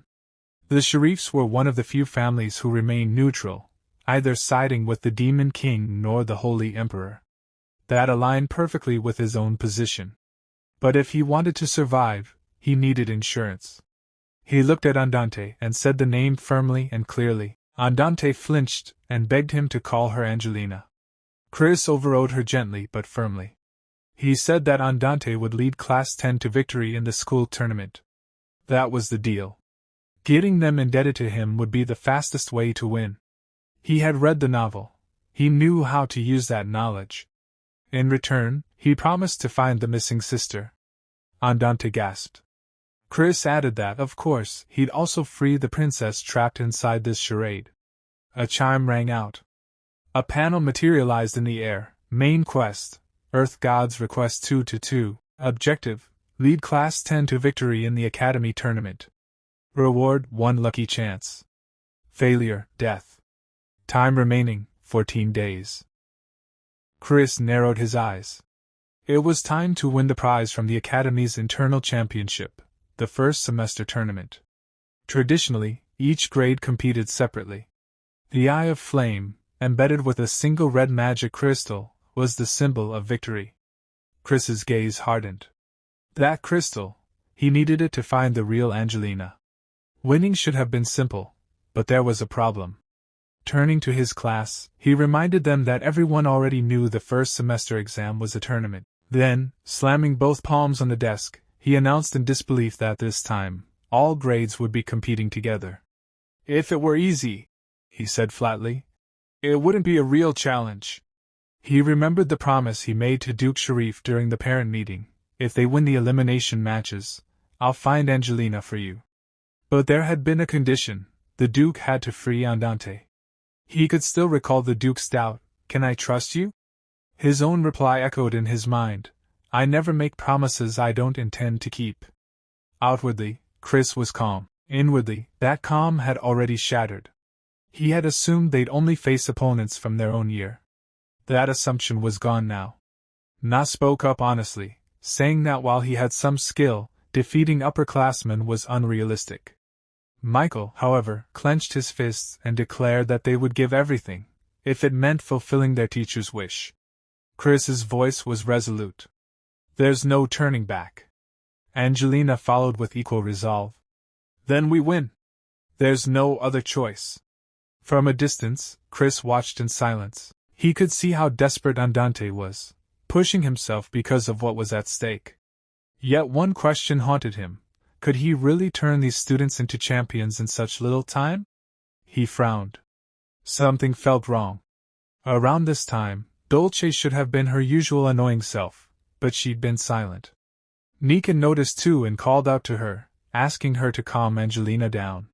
When no response came, he asked if she was feeling unwell. Then Dolce finally spoke. Her voice trembled as she said that every year, around this season, a ghost appeared at the academy. Nika furrowed his brow. What are you talking about? Dolce continued, saying there were stories of students who had died during past tournaments. Chris's expression darkened. Damn it.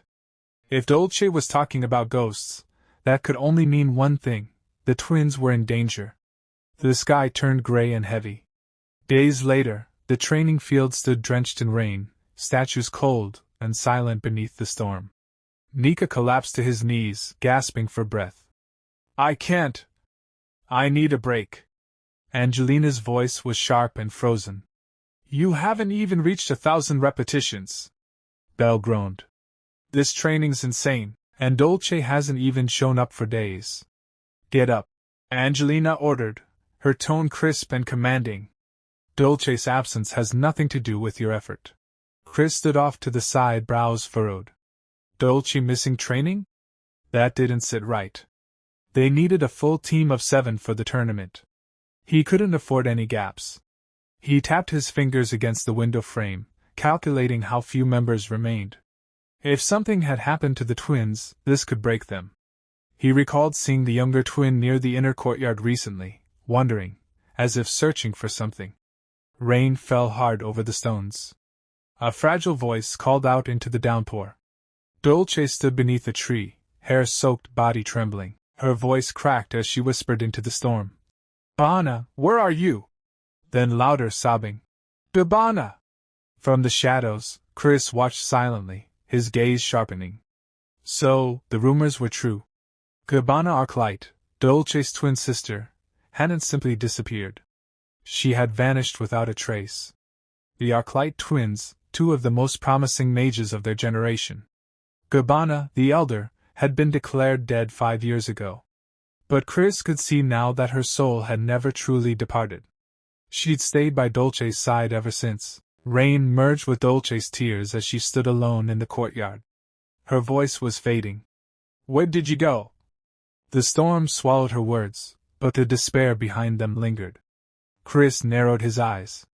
Most of his students carried wounds they never spoke of, ghosts from their pasts. He knew he'd have to face those ghosts one by one. He stepped forward, gripping Dolce's arm without hesitation. His voice was cold, stripped of sympathy. Explain. Dolce looked up, face streaked with tears and rain. A fragile smile curved her lips. Didn't think you'd skip training to find me. I didn't know you cared. Chris's expression didn't change. Don't get the wrong idea. This isn't about you. She sank to her knees, rain running down her cheeks like melted sorrow. If not me, then what? His next words stunned her. Where did you lose Gabbana's soul stone? Dolce's eyes widened, then softened into a small, rueful smile. Impressive. I always knew my teacher was strange, but I didn't expect you to sense it. Chris didn't answer. In truth, he couldn't sense a thing. He only knew because of his past life, the original story. In that tale, Dolce had been the one who found the protagonist and revealed everything. Before Gabbana's death, she had sealed her sister's soul inside a high-grade magic crystal. It allowed Gabbana's spirit to remain tethered to the world, but at a cost. Gabbana couldn't stray far from Dolce, and was invisible to others. Losing that stone meant losing her all over again. Dolce's voice dropped to a whisper. When I woke up this morning, she was gone. I searched everywhere. Without her, my magic is halved. I'm barely holding together. Chris closed his eyes. Part of him wanted to give her rest, but that luxury didn't exist anymore. The only solution, he said quietly, is to end the threat fast. Follow me. On the map, a faint red mark pulsed, the last place Dolce had visited. To Chris, that glow meant one thing: danger. The soul stone hadn't just vanished. It had been consumed. Chris's lips curled into a cold smile. Whatever devoured it, he thought, will make excellent training. At the murky pond, Nika grumbled. Why are we wasting time out here? This place gives me the creeps, like something's waiting to snatch our souls. Stop with the superstitions, Angelina snapped. Belle glanced at Dolce. You okay? Dolce's face had gone pale. Her shoulders trembled. She already knew what awaited them. Chris stepped to the water's edge. Everyone ready? The pond exploded. Water surged high as a massive reptilian creature burst from the depths, shrieking with an air-splitting cry. Its scaled, bloated body twisted unnaturally, and black acid spilled from its jaws, hissing against stone. The rocks are melting, Nika shouted. Angelina took command instantly. Its breath is acidic, long-range magic only. Nika, Belle, maintain the barrier. But Dolce didn't move. Chris noticed. This was her moment, perfect for a twin water mage. Yet she stood frozen. He found his voice, cutting through the chaos. Dolce! Are you planning to run away again? Her breath caught. The memory hit, that day in tactical class when she'd stood by, doing nothing. But this wasn't a drill. This was real. The monster reared its head, and from its throat came a warped, broken word. Dolce's blood froze. That voice was hers. The truth struck like lightning. The creature before her had swallowed Gabbana's soul. The enemy wasn't a stranger, it was the last piece of her sister. Rain poured as Dolce faced the beast. Everyone said Gabbana was undead. She whispered once to Michael. That she'd turn into a monster. But she was human. Always human. The magic tower had tried to seize her soul stone for research. That was why Dolce fled here. Chris's voice, cold as the storm, echoed behind her. The rumors weren't entirely false. But remember this, the monster before you isn't your sister. Gabbana was human. And if she could wield magic, what else could she be? Dolce trembled, tears mixing with rain. You're cruel, teacher. I always wanted to hear those words, but did you have to say them now? Water spiraled around her. She stepped forward, eyes blazing. I'm sorry for dragging you all into this. But I'll repay you. With a wave of her hand, a torrent of water roared forward, blasting the beast apart. Chris watched the creature crumble. No doubt, he said. The match is ours. The next morning, sunlight streamed through the window. Chris lounged on the couch, remarking that the monster hunt had probably boosted their chances in the tournament. The students had struggled, but they'd brought it down. He noted the creature carried refined magic stones, likely the work of that bandaged man. He'd confiscated the stones, handed them out, and told the students to eat up. Risky, but worth it. Still, he warned them to stay sharp. Na's brothers were manageable, but the second years, especially Rain, were a different story. Rain was a rival, mentor, and headache rolled into one. Just then, a door slammed open. A purple-haired boy stormed in. I'm here to challenge the class that defeated the garden monsters. Who's the strongest? Chris sighed. Speak of the devil. He raised a hand. Quiet, the boy struck a pose. Yes, it is I, The one cloaked in chaos, leader of the new generation. Chris ground his teeth. Brad really needs a lesson in humility. Nika leaned over. Teacher, he's trying to steal our strategies. Want me to throw him out? Someone muttered that Ryan had too much free time. Chris snapped. That's not how you speak to a teacher. Inwardly, though, he smirked. His student clearly outclassed this fool. The boy scoffed. You think you can control me with a finger? He faltered when Chris's eyes glowed red. Chris stepped forward. Respect. Speak properly to your elders. The boy laughed. I don't care about rules. Chris's aura darkened. You call yourself the strongest? Laughable. The boy stiffened, muttering that it was a separate issue. Chris said flatly, whoever masters the character fans will master Rain. You're not worth my time. Leave. The boy growled. Your bluff won't fool my emperor eyes. Chris flicked his cape. Funny. For someone with perfect eyesight, you still wear an eye patch. He activated his system, super popular guy's cape equipped, illusion of radiant light, active halo effect LV.10, MP drain, 100 per second. Bathed in radiant light, Chris stepped forward. Can you even see me now? Blinded, the boy staggered. A flurry of strikes landed before a final flick to the forehead sent him reeling. Stop pretending, Chris said coolly. Go home. Red-faced, the boy gasped. Next time. I want you to take me seriously. Chris snorted. A loser's last spark. But as he turned away, one thought lingered. Did I just give that kid the motivation to awaken? Later, as Chris crossed the courtyard, a voice called out. Teacher. He turned. A green-haired instructor approached with a bright smile. Chris narrowed his eyes. Too smooth. The man apologized for the disturbance. Ryan was my homeroom student last year. Never listened, drove me insane. I'm invincible, though. He laughed. Chris sighed. Figures. Then the man clasped his hands together. Let's talk over a meal. Chris's inner voice screamed, No? The man caught it, chuckling. Thought so. He handed over a ribbon-tied bundle. Chris blinked. A bento? The instructor flushed. You could see it that way. Chris weighed it. By tournament rules, I can't accept this. I must remain neutral. For all I know, it's poisoned. Relax, the man said. I made it myself. No tricks. Stop talking, Chris ordered. I need to plan for victory. The man softened. Something troubling you?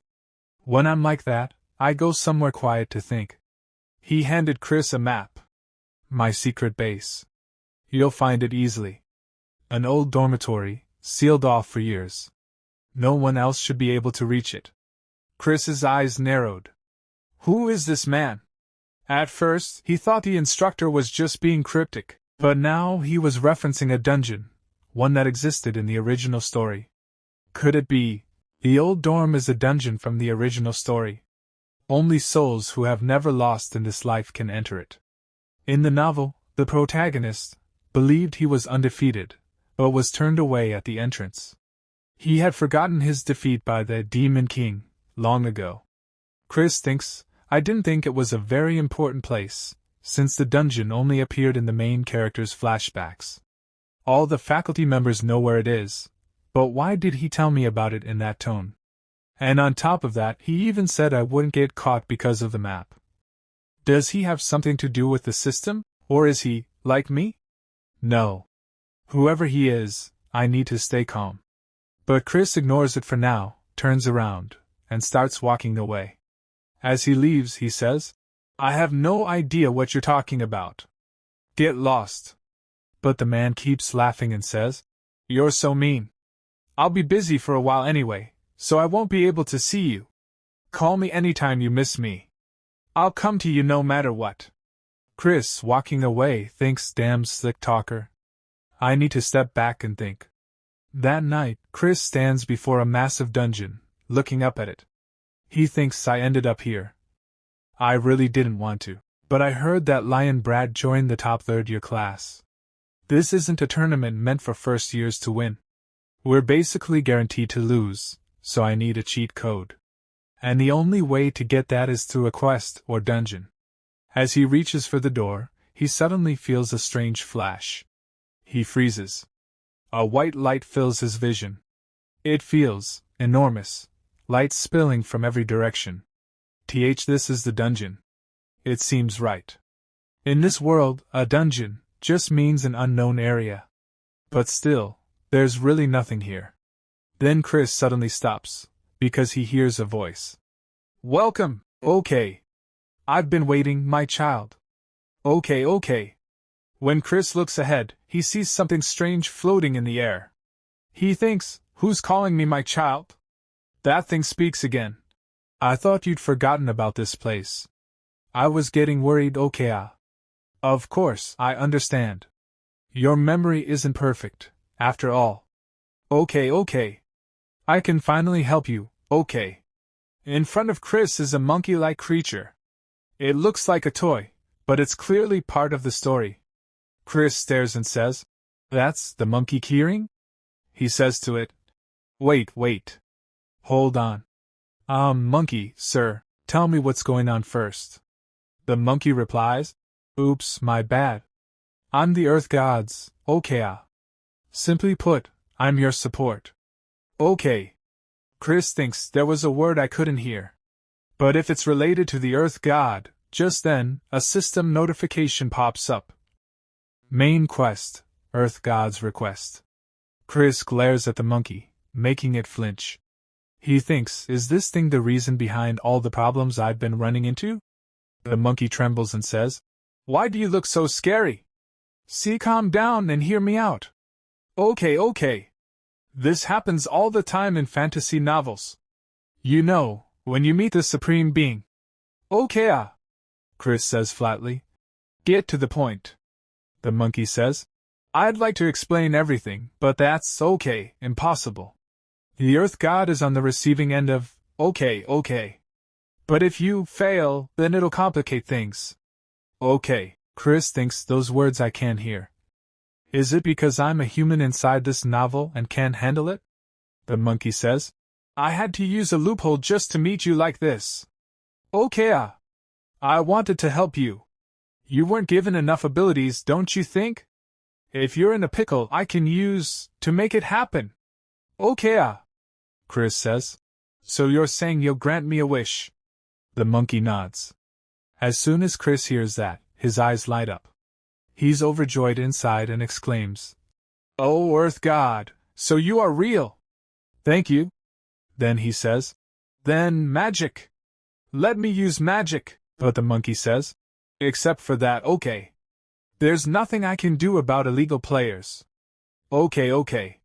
Hearing that, Chris clenches his fists in anger and thinks, illegal, my foot. I never asked for this. But he forces himself to calm down and asks again. Then strength. Raise my strength. The monkey refuses again. That's a little hard too, okay. It's not available in, okay. Chris grows furious. His eyes blaze like a starving tiger's as he glares at the monkey. He says coldly, Are you kidding me right now? Then what? The monkey panics, waving its hands. Stop looking at me like that. Okay. Chris says. Then can you at least give me an item to help with this quest? The monkey thinks for a moment, and then says, You mean so your class can win the tournament, okay? You've beaten the minimum number of monsters needed, so it's not impossible. Okay. Chris nods. Then give me something that can be used for the longest possible time. Suddenly, light bursts from the monkey's body. Chris is stunned. This is all just to give me an item, right? He squints as the flash grows too bright to see. He closes his eyes and thinks, It seems like every time characters like these give me something, it ends up twisted somehow. I hope coming here was worth it. Hold on. The monkey said I forgot this place. But it waited, believing I'd come eventually. Chris suddenly asks, Do you know Professor Eugene? Who is he? The monkey blinks in surprise. Eugene, a character named Eugene, doesn't appear and the strongest demon king hero raises hell, okay. Chris is shocked. Before the monkey can say more, time suddenly skips forward. And Chris finds himself at the tournament. His students are cheering. Professor! Didn't I tell you? I told you we'd win. It's all thanks to you, Professor. Thank you so much. Chris is completely lost. What the hell just happened? Then, the system window appears again. Quest completed. You have received 1 lucky chance as a reward. Quest completed. You have received 1 lucky chance. Quest completed. You have received. Chris grabs his head, mentally screaming, damn it, that little monkey just fast-forwarded straight to class and winning. I knew the system was going to mess it up again. It's seriously giving me goosebumps. Then Michael walks up to him and says, Professor, please accept this. I want to give you this honor. Smiling, he hands Chris the trophy. Chris looks at it and thinks, there's still something off about this. But at least I got the mana stone. He grips the trophy tightly and raises it high with energy, thinking, I'll just think of it as a replacement for the missing quest reward. Angelina starts crying. Chris looks at her and says, Don't get too cocky, you brats. Wiping her tears, Angelina stammers, of course not. We'll keep working hard. Chris thinks, I'm sure the princess played a big part in this, but I have no memory of the entire week. Then Chris suddenly flinches and says to his students, I'm leaving now, you rascals. Michael and the others look shocked. Professor, wait up. Don't you want to savor our win a bit longer? But Chris ignores them and walks straight ahead, thinking, geez, I really get no time to rest. Before he can go far, the system window pops up again, displaying a new quest, Main Quest, Earth G, S Request 2-3. Begin the 2nd day of training. Defeat the boss monster with the students. Completion reward, Professor's Grace. If you fail, you'll be dead anyway. Time remaining, 7 days. Chris sighs. Look at this shoddy work. The system's more upset than I thought. It didn't even give me a specific location, but maybe that's better. If I want to find the real Angelina, I have to face the boss monster anyway. The most important thing right now is the quest. The next problem I'll have to deal with is probably squinted eyes. I can't believe Eugene isn't even a character in this story. Could he be someone who was dropped into this world like I was? No. Don't lose focus. The one who kidnapped the real Angelina is the so-called Snow Queen. Just hearing her name might make her sound like a beautiful monster, but she's actually a boss that looks like a giant mosquito who sucks mana out of you.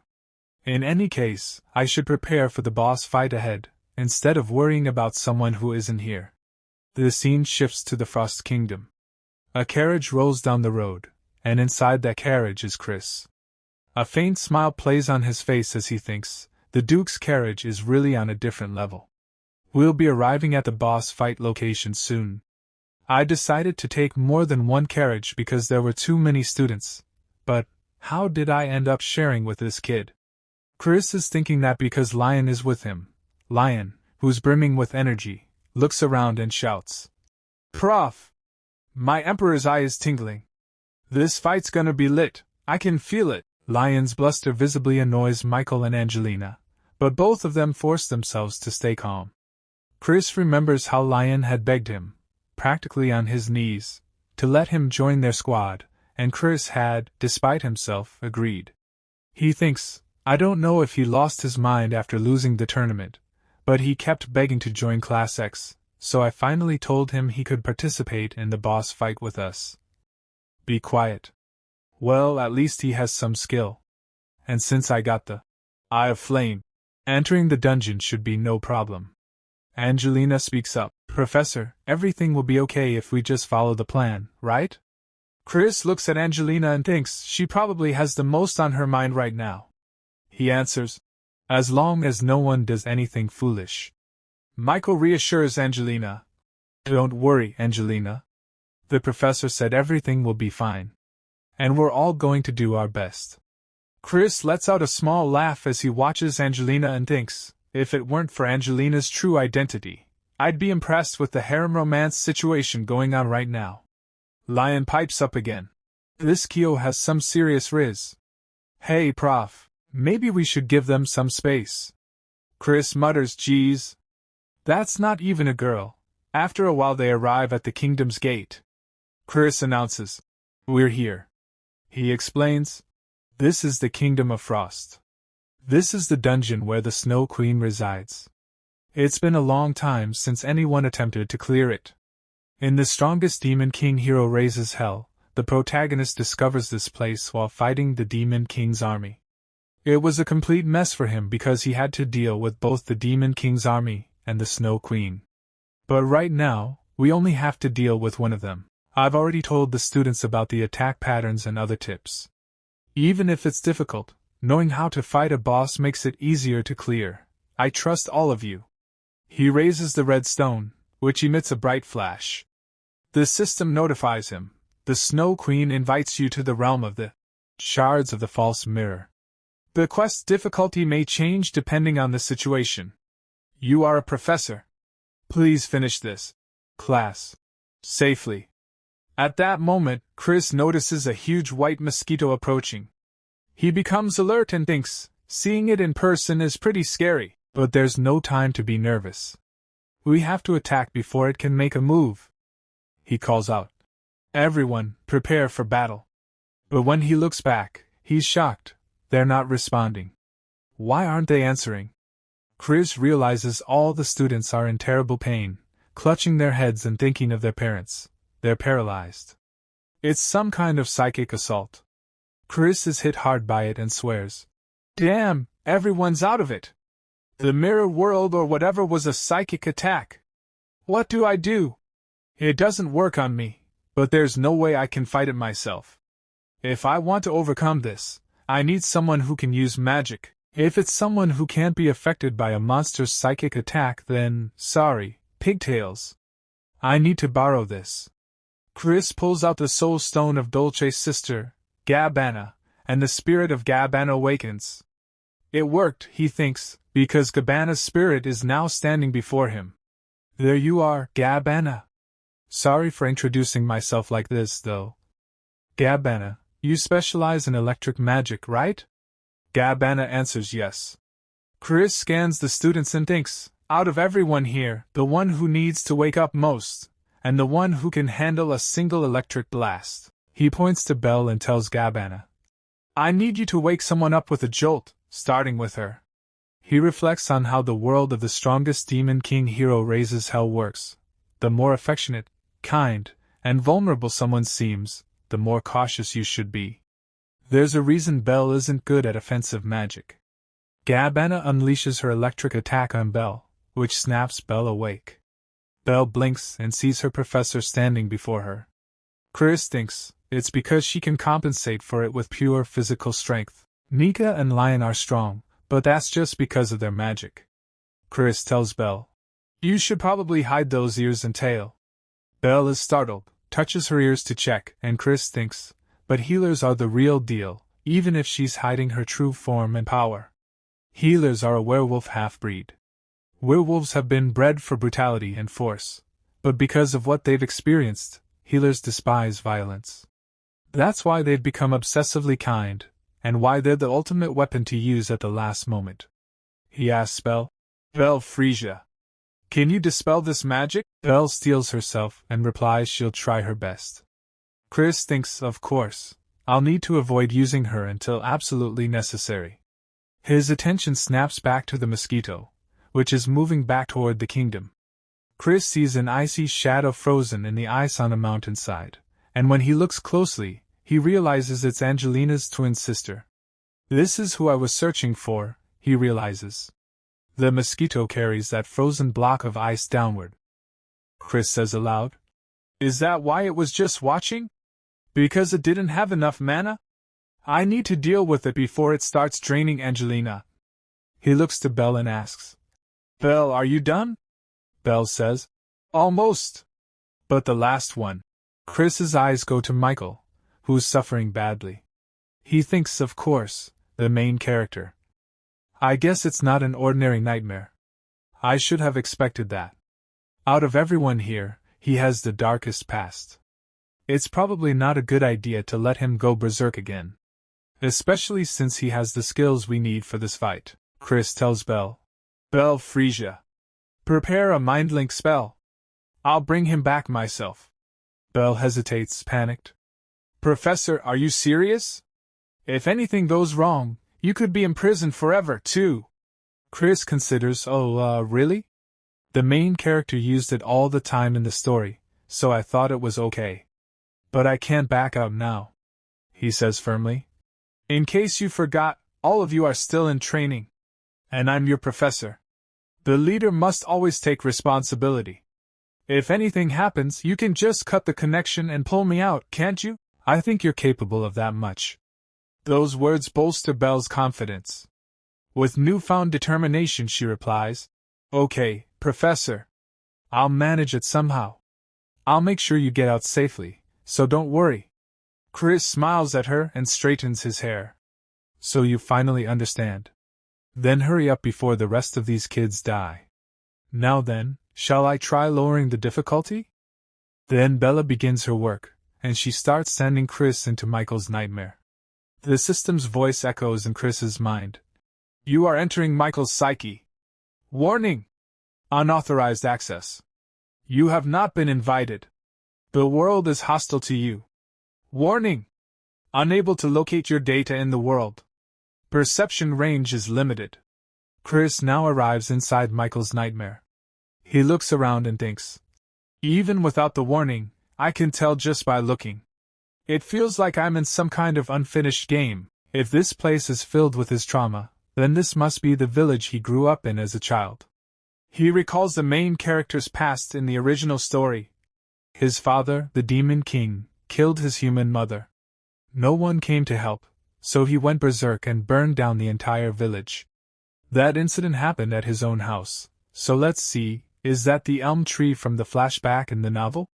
Thinking this, Chris walks toward Michael's house, opens the door, and looks inside. Inside, Michael is sitting on the floor crying, with his mother lying lifeless in his arms. He's desperately trying to wake her up. Just in front of him stands the Demon King. Michael can't believe his mother is truly dead. He cries out for help, anyone's help. As Chris steps inside, he thinks, this seems pretty bad. Seeing the Demon King, Michael screams, Monster! Did you kill my mother? And just then, Chris appears in front of him. Michael freezes in shock, staring at him. Chris thinks, at that time, the person he wanted most was a hero to save him. A hero should look cool from behind. Michael doesn't recognize Chris and stammers. Who are you? Chris smirks and says, You hopeless brat. Are you so out of it that you can't even recognize your own professor's face? At that, Michael's eyes widen. He finally remembers, the one standing before him is his professor. Chris then turns his gaze toward the Demon King and thinks, Is that really the Demon King? I can't see clearly. It looks like he's trying to use some kind of magic. Michael panics and grabs Chris's clothes, holding him back. Don't go! It's too dangerous ahead. The Demon King is right there.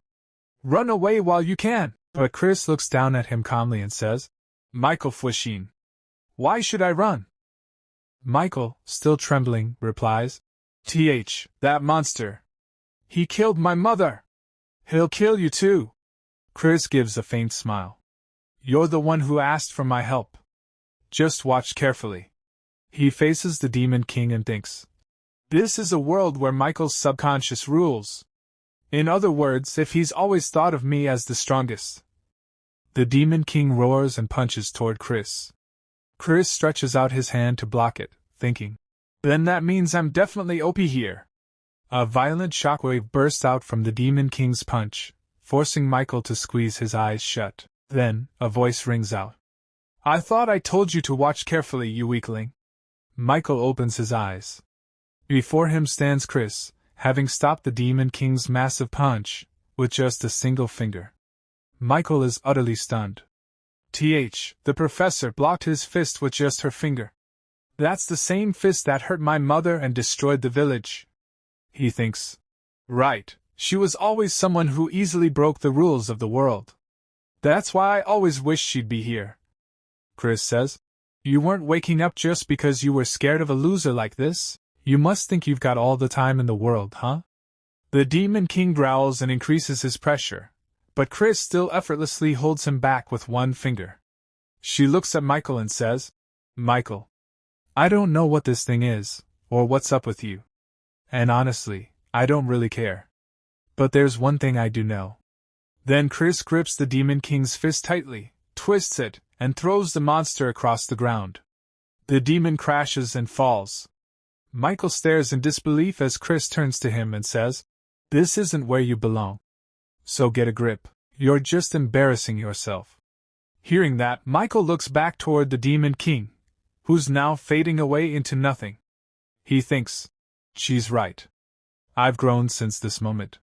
I don't have time to waste trapped in childhood memories.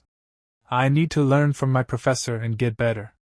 But, then he says softly, Professor, do you even need someone like me? Chris hears him and thinks, I can't even handle psychic attacks. Is it worth it for her to spend so much effort on me, when I can't even control my power? Michael continues, You came after me this time because you're a kind person, but... Chris interrupts him with a laugh. A kind person? You're funny. She flicks her finger lightly against his forehead and says, You're one of my students. Her words strike deep into Michael's heart. He thinks, Yes, that's right. As long as I'm her student, she'll accept me and guide me. That's enough. Let's go back. Outside, Bella is trying to wake both Chris and Michael. Professor! Michael! Are you okay? Chris stirs awake, opening her eyes. Michael wakes up moments later. Chris looks at him and says, What do you think you're doing, Michael? You're up now, so it's time to train. Hearing that, Michael's determination reignites. Yes, he says. Now all the students are fighting together against the giant white mosquito. Angelina and Dolce launch their attacks in sync, but the mosquito retaliates fiercely, knocking them both down. Angelina grits her teeth and thinks, Damn, we're the same element, so I'm just wasting my mana. But if I can just hold out a little longer, I can save Angelina. Just then, she sees someone approach. It's Michael.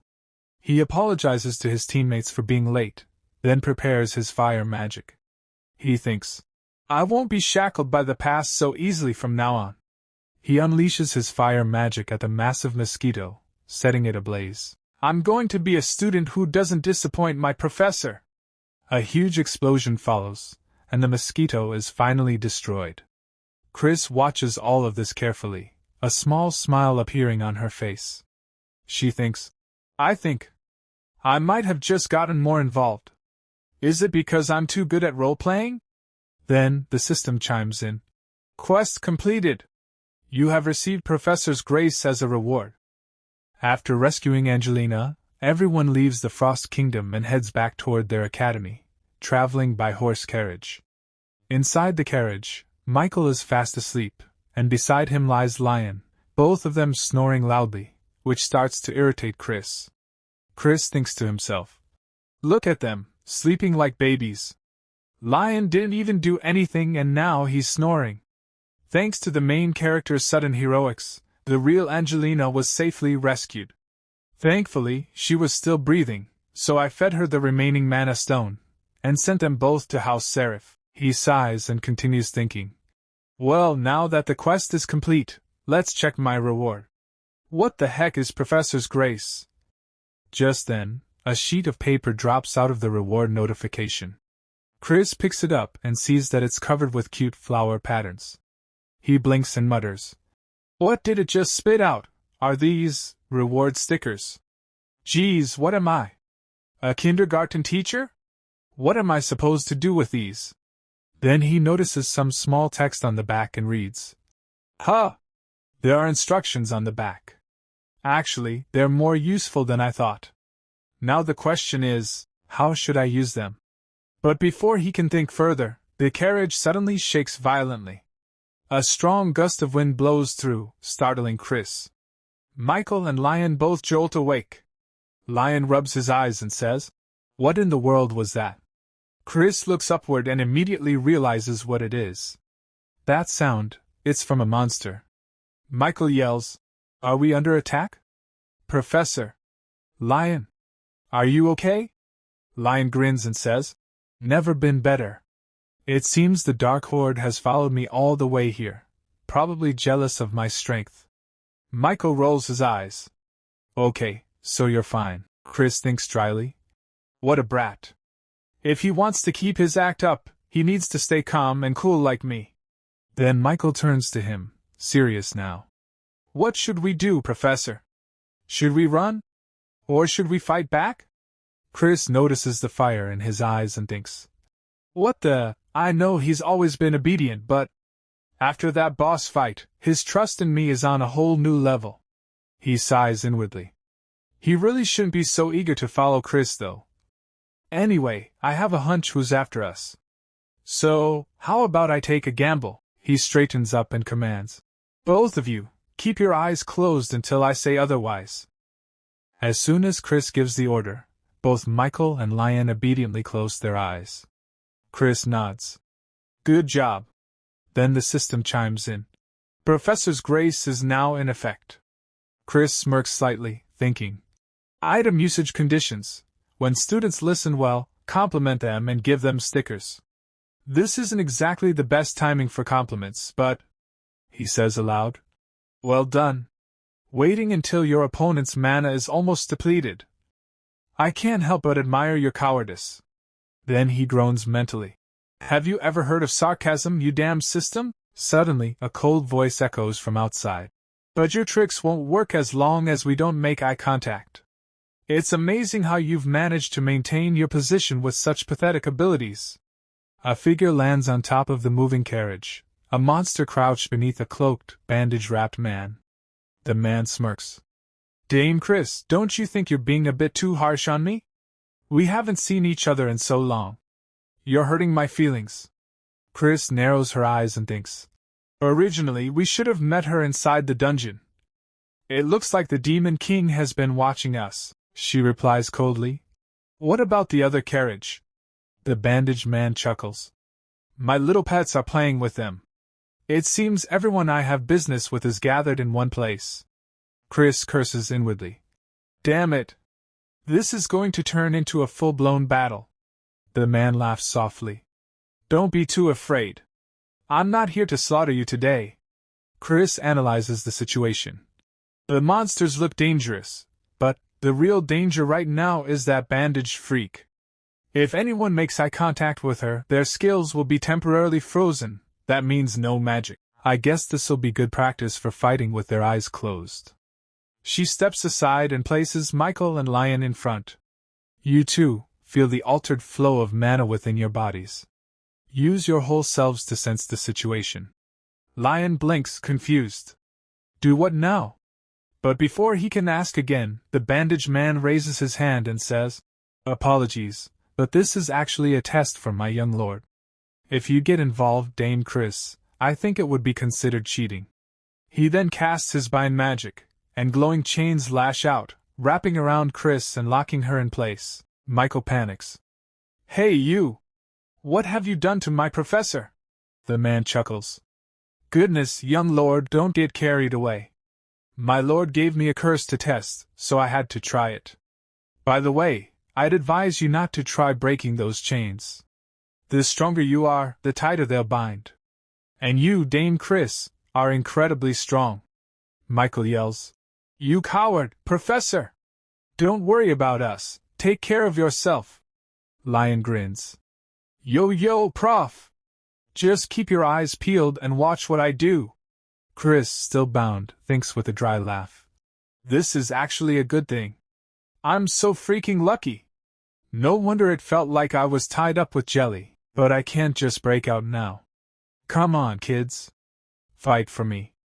Show me the effect of those stickers I gave you. The bandaged man laughs darkly. Come now, my pets. Let's awaken the young lord's power. It's time for a hunt. Michael clenches his fists, frustrated. Damn it, I don't have much power left after finishing that dungeon. But then, something strange happens. The stickers that Chris had given them begin to glow, releasing a surge of radiant energy. Michael gasps, feeling the warmth spreading through him. What is this? It's like my magic is recharging, no, doubling. Fueled by the sticker's magic, he channels a blue flame spell and hurls it at the approaching dragon-shaped monster. The explosion shakes the entire carriage. Lion laughs in exhilaration. Whoa! For some reason, my power's out of control. I can hear the demons breathing. The bandaged man stares in disbelief. Weren't their powers completely drained by the dungeon? It's like they're being recharged with endless mana. They don't even have mana stones. Wait. His gaze shifts to Chris. Blood is dripping from her mouth, but she's still smiling defiantly. The man feels a chill and thinks, she must have done something I never expected. Right. This is how my dear Dame Chris should be, the ultimate powerhouse, who knows no fear and never surrenders. Meanwhile, Michael and Lion are burning through their mana wildly. Whoa! We really have endless mana! Michael shouts. This has to be from the professor. I won't let it go to waste. Chris listens quietly, still bleeding, her expression calm but tense. Inside, she's screaming in her head. Guys, stop using so much of my mana, you punks! I know I have S-rank mana, but at this rate I'm dead. Then the system coldly informs her. The item Professor's Grace transfers your power to whoever you place the sticker on. Currently transferring S-rank mana. This part begins, and Lion and Michael are fighting those monsters. This is happening because Chris is helping them, and Chris is thinking. Since all I can give is mana, I offered them unlimited refills, but it feels like 2 giant mosquitoes are sucking me dry. But an unknown woman goes toward Chris and says to her, My. Dame Chris, there's no need for you to try so hard. Your face is as pale as a corpse. Michael sees that this woman has gone near Chris, so Michael gets angry and attacks her, shouting, Hey you! Don't go near our professor! But the woman easily blocks Michael's attack and says, That's enough out of you, young lord. If you're bored, go play with my little Pippi for a while. The adults have things to discuss. Chris thinks, that name doesn't match at all. And she says to the woman, I have nothing to say to you. The woman says, Dame Chris, are you still holding on to your pride? That's what is so charming about you. Even for you, it must be difficult to endure my lord's curse. It's been a long time since I've seen you bleed. Seeing her behavior, Chris thinks, Geez, she gives me the creeps. Is she in her right mind? And the woman continues, Just what sort of magic are you using to make them move like that, HM? If you've used that much mana, I bet you're in a lot of pain. Chris thinks, No, of course she's not in her right mind. I knew she was a pervert. Then the woman touches Chris's lips and says, It's beautiful how you don't give in even when you're breaking out in a sweat, my dear Dame Chris. Chris thinks, I'm only sweating because you're such a creep. Wait a minute, what are the odds that this act I hastily concocted would be so accurate that it could even fool someone who knew the real Chris? There's something definitely. And then Michael again attacks the woman and shouts, I said get away from our professor. Chris gets scared even by Michael's attack. That scared me. The woman steps back, and Michael yells, Professor, are you all right? We took care of all the monsters. Lion says, What the? How dare you have an upperclassman clean up after you and just leave? And Chris says to Michael, Took you long enough. You can open your eyes now. Michael says, Why you're bleeding, I'll get these chains off you right away. But Chris uses her strength and easily breaks the chains. Seeing this, the woman is completely shocked. Chris says to her, Don't ever bother me again. And she thinks, Thanks for being so delusional. I was able to keep up my act of getting caught on purpose. The woman stays silent for a moment, then suddenly smiles, but purple energy begins to leak from her body. It's a curse, and it starts affecting her body. Yet she says, I can't believe you endure this curse so calmly. Chris looks at her and thinks, Wait, is she getting penalized for me breaking the curse? Right, it is the Demon King's curse, so of course there's some harm to the user. Even with the curse, the woman starts laughing loudly and shouts, "Dame Chris, watch me accept all of the pain you endured." Chris gets frustrated and thinks, "You freak! Keep that to yourself." Then Chris says to her two students, "Michael, Lion, we're leaving." Michael says, "Yes, Professor, wait up." Lion says, "Yo, you perverted bandage freak! I'm only letting you off the hook for my prof's sake." A few days later, today, all the academy students are extremely shocked because a very handsome student has arrived at the academy. Everyone looks at him and is stunned. The students start saying, "Wow! He's really handsome. Who is he? Was there someone like that at our school?" Then that student opens the door to Class X, and all the students look toward the door. Michael is completely shocked. Dolce looks at the student, and seeing him, she comments, "Is that Angelina? Did you cut your hair? And you got so tall." And this is Angelina, or rather, Andante. He looks at his friends and says, "Hey guys," Dolce says, "I heard the gist of what happened, but I guess he really is a man." Michael says, "What? Am I the only one who didn't know? The professor mentioned it, remember? I guess you were asleep." Dolce says, "Honestly, I've been exhausted ever since the dungeon." Chris looks at Andante and thinks, "Wow, he really is handsome though." After Angelina returned from the dungeon, the Duke lifted the growth stunting spell. Once the real Angelina recovers, she'll come to the academy, and for now, the princess has gone back to being Andante. Seeing it in real life feels different than reading about it. Dolce says, "Anyway, the more important question is, what are you going to do about this commotion your good looks are causing? It's only because Angelina is going around telling everyone that we're related." Outside the classroom windows, many girls have gathered to see Andante, and Chris notices them but doesn't comment. She only thinks, "I see. It sounds like Angelina wants to put all the attention on her brother. Still, this is a bit over the top." Seeing all those girls, Andante holds his head and lets out a deep sigh. Then he says, "Anyway, I'm sorry if it's distracting. I'll talk to them later." Dolce says, "Whoa, why have you gotten so nice? I guess it's not just your body that's grown. I'm so proud of you."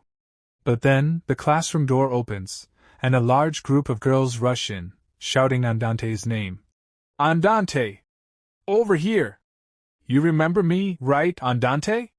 And Andante panics completely. Please calm down, everyone." Chris doesn't take any action. She quietly watches everything, thinking, "I'll quietly exit stage left." After some time, Chris goes to her old spot, on a tree branch, and rests there. She thinks, "These academy girls are seriously intense. I can still hear them screaming, so that means he's probably running away." Then Andante arrives there, having escaped from all the girls. He's panting and says, "They won't come all the way here, will they?" Seeing him, Chris thinks, "Damn, this is supposed to be my secret spot. He must have come here on purpose. He knows the students are afraid of me." Andante says, "It's quiet here." "Well, honestly, it's always calm when you're around. This will all be over soon. They'll all leave once they realize they have no chance. Even though I'm an illegitimate child, I'm still the Duke's son." Chris listens and thinks, "Right, he would be the easiest connection to the Seraph family." Andante says, "Unfortunately, my father doesn't pay any attention to me." Then he turns around, looks at Chris and says, "But I made it clear to my father that you saved my sister." "Thank you, Professor. I can't tell you that enough." Chris says, "Andante Seraph. You didn't use stealth magic even when you were being chased." Andante is surprised. Chris thinks, "Is it because he doesn't want to hide himself anymore?" Then she says, "It doesn't matter. You can enjoy being Andante all you want. You've always had a high opinion of yourself." Hearing this, Andante smiles and says, "Professor, do you mind if I come here occasionally?" But Chris says, "You're starting to annoy me. Get lost." Then Chris narrates, Just as the freshman's first vacation was approaching, and the academy and the system seemed calm, an incident broke out. I thought if I ever used a sword, it'd be against a strong enemy. I never imagined it'd be a human. Professor 10 killed someone. And someone I know. The incident began on a day like any other. After class had ended, Chris had forgotten something, and she was going to get it. She says, "Damn. I left my book in the classroom. An illustrated guide to magic for kids. I only started reading it because I was getting bored doing nothing during self-guided study time. I'd be screwed if anyone found out." Then she reaches the classroom, and as soon as she opens the door and enters, she sees a bunch of letters. She says, "Luckily, it's late and no one's around." She walks forward and picks up one of the letters. It got so full, it exploded. Oh, the joys of youth. Geez, these girls, he asked them to stop, so they should back off a bit. But then black-colored dust starts rising from the letter and enters Chris's nose, and because of that she sneezes. She thinks, what's with the dust? Is there pollution even in a fantasy world like this? Anyway, now that the love letters are back in order, I should get out of here before someone shows up. My nose still itches. The next day, Chris is heading toward her class, yawning, and she thinks, another uneventful day. I haven't even got a quest in a while. It's nice to get a bit of a break though. But when Chris opens her classroom door, she gets a huge shock. Standing right in front of her is someone who looks exactly like her. Seeing that, Chris is completely shocked. Michael and Andante also see Chris and are equally shocked, and Michael says, "Huh. There are two professors." Andante says, what's going on?" Chris looks at that woman and thinks, is that the real Chris? No, calm down. I'm definitely the real Chris. Then the dot on the map. I knew it, it's red. And there's no name. It's the same thing that happened with the lizard monster. So that means, it's a monster taking on a human form. Better known as a doppelganger. In this world, there are many types of doppelganger monsters. From those that simply mimic appearances, to those that devour people and absorb their memories and personalities. I don't know what kind this one is, but I have to let the kids know it's a fake. But the fake Chris suddenly says, what a joke. Look at this monster trying to imitate me. How ridiculous. Chris gets angry, because that's her line. Nika says, so, it's a monster. I never thought a doppelganger monster would end up here. Dolce says, I don't get why it would copy our professor though. I wouldn't have done that if it were me. Chris thinks, you punks, I can't believe you're just believing it. I need to do something quick. She steps forward and says to students, you good-for-nothings, no matter how dumb you all are, I thought you'd be able to tell the difference between a monster and a human. But I guess not. Then Chris tells the students, this is the last test of the semester. Choose the real one. Those who don't answer correctly will not return next semester.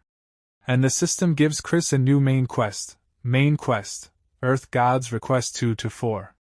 They say that if you meet a doppelganger, one version of you dies. Take care of it before the process is completed.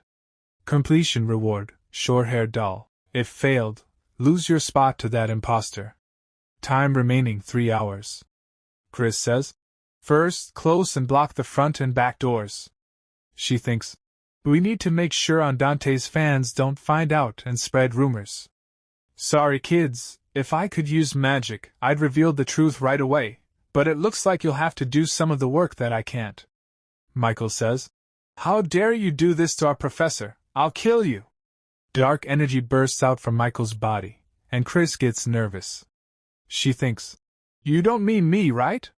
A little later, class discussion begins. Nika says, no one noticed anything off until B came in. Don't you think that's because A is the real one? Explanation appears. Group A, the real Chris is the one who was in the classroom from the beginning. Group B, the real Chris is the one who came in later. Michael says, it's so obvious that A is the monster and B is our professor. What in the world is making you think our professor is that monster? Andante looks at both Chris's and says, I kind of agree with him.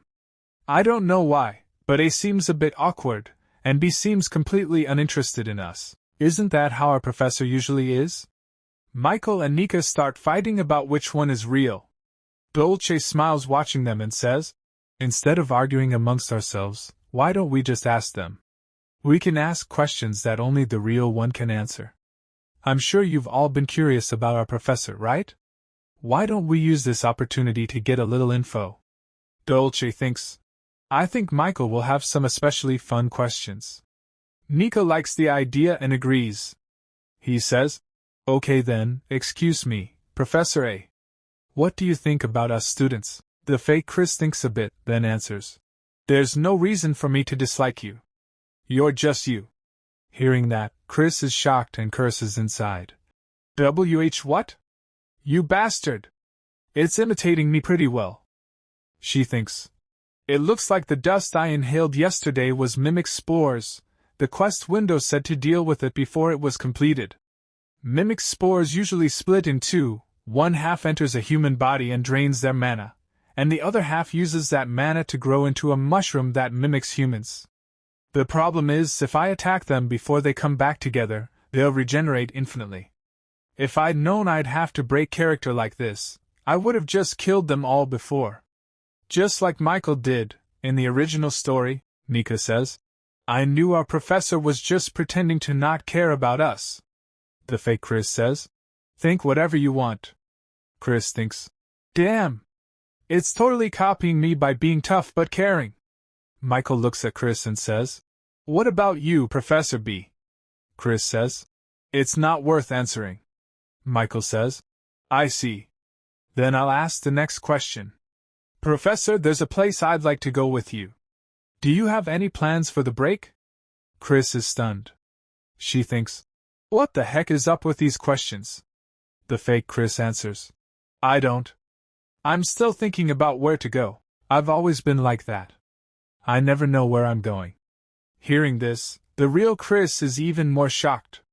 She thinks, "Hold on, this thing isn't just copying my character. It's saying stuff that I feel deep down. Not as Chris, but as my true self." The fake Chris continues, "There are times when I question what I'm doing." Chris thinks, "This is so embarrassing. It's hard to hear my true feelings being said by someone else." The fake Chris says, "At times like this, I wish you were here." Chris's eyes widen. What? What does that mean? I've never really relied on anyone, so who is it talking about? Even when I lived in Korea, I mostly handled things on my own. Are these just my doppelganger's thoughts? Is it a mistake? But something feels off. Like when I met that monkey. The fake Chris says, "I wish you'd guide me like you always did."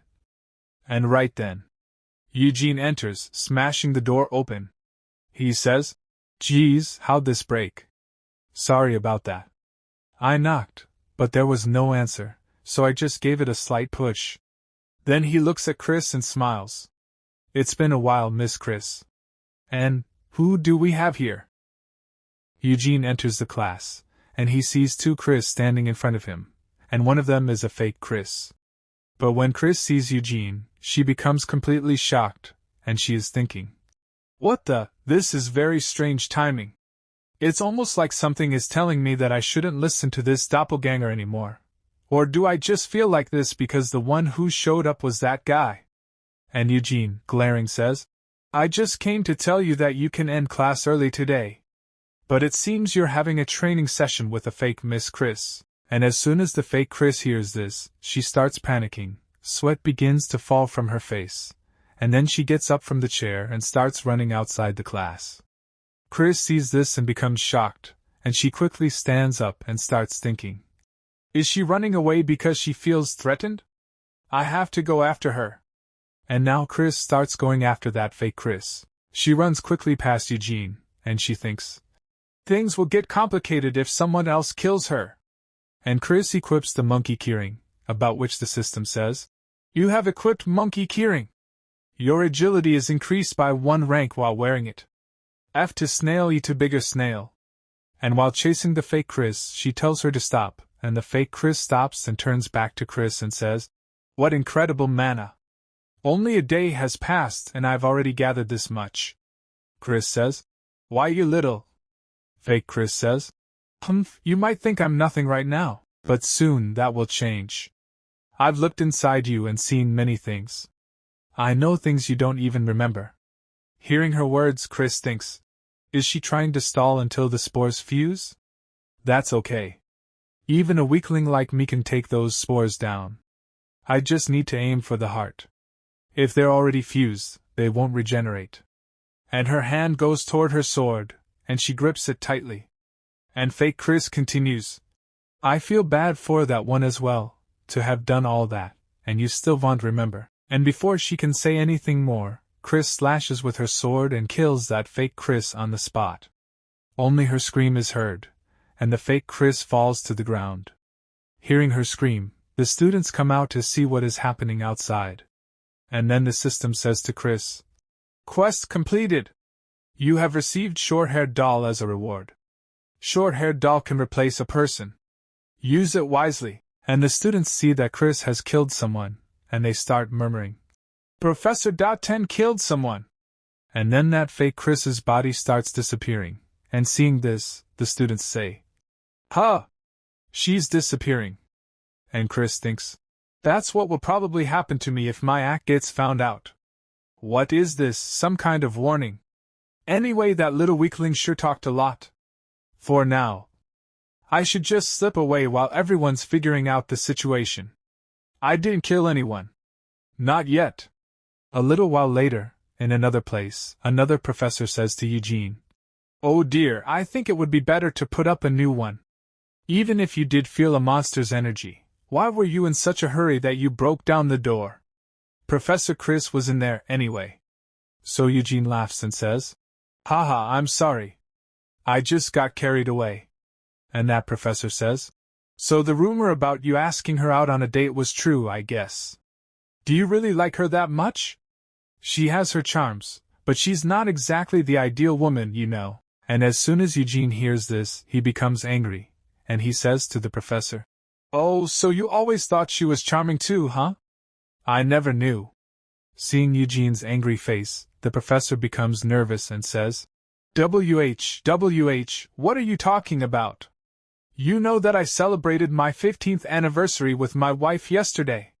And then Eugene's angry face turns into a joking face, and he laughs saying, Ha ha, I know. I'm the one who recommended the restaurant you went to. Don't worry, it was just a joke. Miss Chris isn't easy to figure out. No one really knows much about her, but the professor says, You talk like you know something. Do you have some secret history with her? Hearing that, Eugene becomes silent for a moment, then smiles and says, Of course not. The next day, Dolce is sitting in the office, and she is thinking, Why does the professor want to see me alone? I thought Bells was just messing around. Belle had said, Dolce, the professor wants to see you in her office.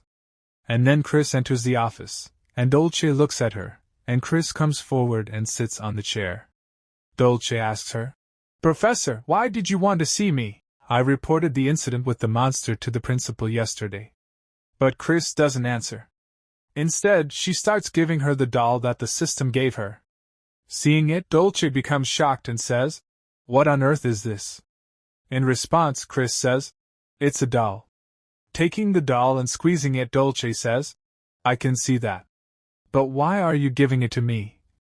So Chris says, Next semester, register properly before attending classes. Dolce becomes a little confused, but then the spirit of her twin sister, Gabbana, comes out, and Chris says to Gabbana, How long do you plan on secretly taking classes? Gabbana? Gabbana says, It's a flimsy body, but since I used a doppelganger's mana stone, she should be just fine. And Dolce becomes shocked and thinks, Wait, is she talking about necromancy? That's magic which can make a spirit possess an object. How does she know about such long-forgotten magic? I've tried plenty of times already, but Gabbana's soul is too strong, so it always failed. It would take an extraordinary kind of magic to make an object that could work. And Chris thinks, was she stalling for time with the doppelganger so she could feed it mana? Just how much does she know? Then Gabbana says to Dolce, "That's good, Dolce. You won't have to suffer alone anymore." And Dolce thinks, "Right. When I lost the Soul Stone, I explained the gist of it to the other kids, but I couldn't tell anyone all the details about Gabbana. I never thought someone would ever treat Gabbana as if she were alive, and even offer a solution." Then Chris says, "Do you think you're the only one in the world who has gone through this kind of thing? Get rid of those arrogant thoughts." But Dolce thinks, "Has the professor gone through something similar? She must have studied this magic because there was someone she wanted to get back to. I'll really never be able to beat her." And Chris says, "Aren't you going to take it?" So Dolce says, "I will, because I don't want to hear you calling me arrogant." Then Chris stands up and starts leaving, but while leaving she says, "Whatever. Figure it out before the next semester starts." After Chris leaves, Dolce says, "Phew, how cold. But, thank you, Professor." On the other side, Chris comes out of the office, and she is calm, but inside she is saying, "Honestly, even though it was a one-time use item, I could have used it as a shield. I agonized over whether to give it to her or not. But Gabbana is a member of Class X, and in the long run, it'll be beneficial for me. But seeing how emotional Pigtails was, I feel a little bad. Oh well. With her talent, she'll probably figure it out before the vacation is over. Anyway, what should I do with my time off?" But as soon as she moves forward, someone appears in front of her, and the first thing that person does is scold Chris, because of which Chris becomes completely shocked. In front of her stands a small-looking girl, and in an angry voice she says to Chris, "You rascal! I'm the principal, and you make me come all the way here myself? How heartless!" In fantasy novels, the academy principal usually appears in one of two ways. Either as a bearded old man or a very young child. The principal says, "I can't believe you never even came by to say hello. Geez, young people these days." And the principal's name is Lily Bidalua, and Chris thinks, even if she looks like a cute young child, underestimating her would be a mistake. You'd only end up like Lion. She doesn't even take it easy on her nephew. The principal continues, "Aya, just ignore my hopeless nephew. What a rude kid. How dare he touch my hair?" Chris asks, "What do you want?" So the principal says, you know how to dance, don't you?" Chris thinks, "What? Huh. Not at all." Then the principal gives Chris an invitation letter and says, "The Holy Emperor's birthday banquet is coming up. I want you to help make the preparations." Then Chris's system activates. Earth God's request. 2-5. The principal is giving you in Class X an invitation to the Holy Emperor's birthday banquet. Get through the banquet with Michael without a hitch. Completion reward, Ring of Reflection. If fail, dance with skeletons. Time remaining, 15 days. Chris thinks, they're going through all this trouble to give me this quest, just because I didn't go see the principal. But it's not all bad. I should start to work on earning the Emperor's trust. The Grand Temple is located within the Divine Kingdom, a small nation ruled by the Holy Emperor.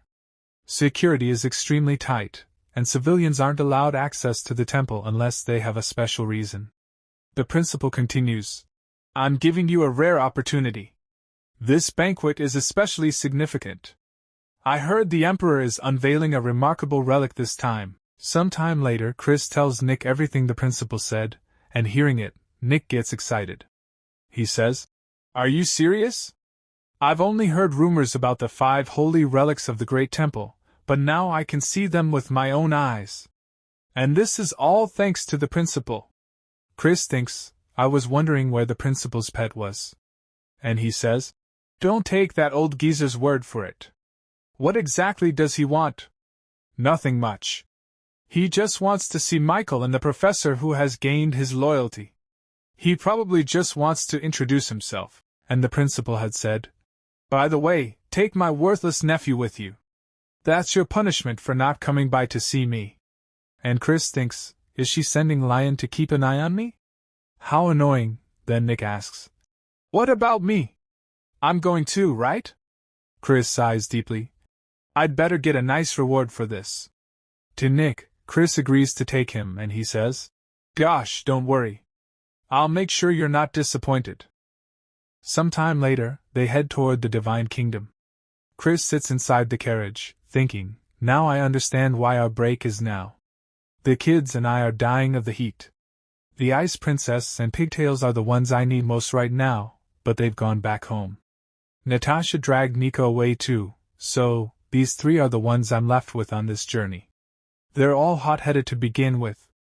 Inside the carriage, Lion is tied up, with Michael beside him, saying, "This is probably some training method."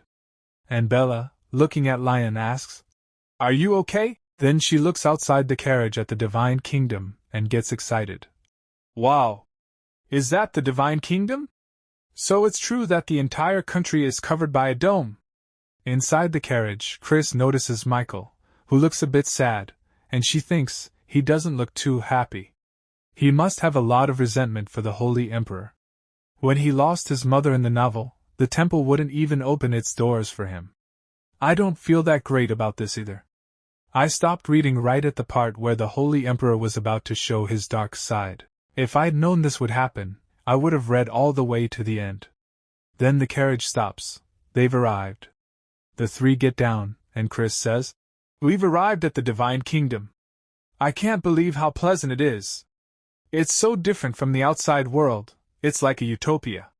Chris stands silently, not moving forward, and Bella asks, "Professor?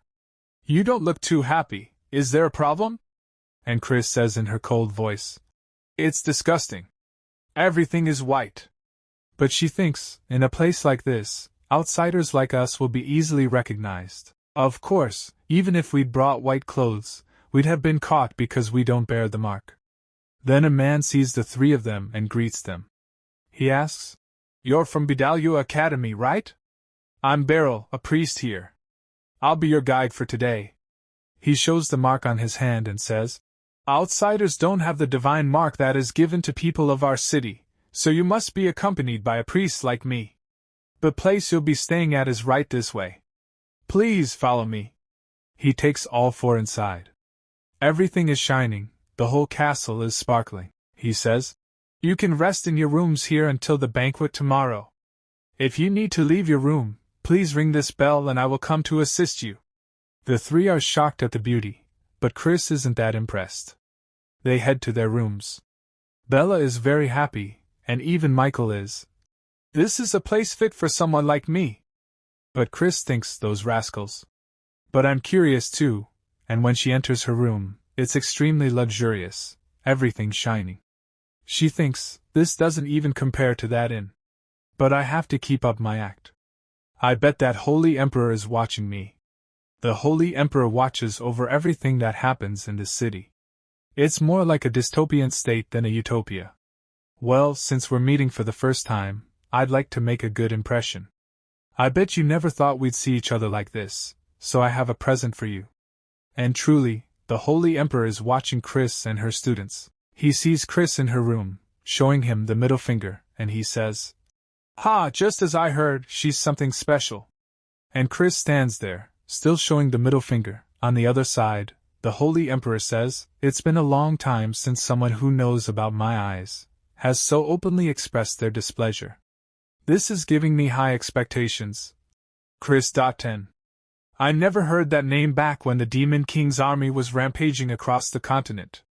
But there was a young female officer in his army who always wore a black veil over her face. When she appeared, she devastated both allies and enemies alike and caused chaos. I can't tell you how sad I was when she suddenly disappeared. Although, thanks to that, the Demon King's army quickly collapsed.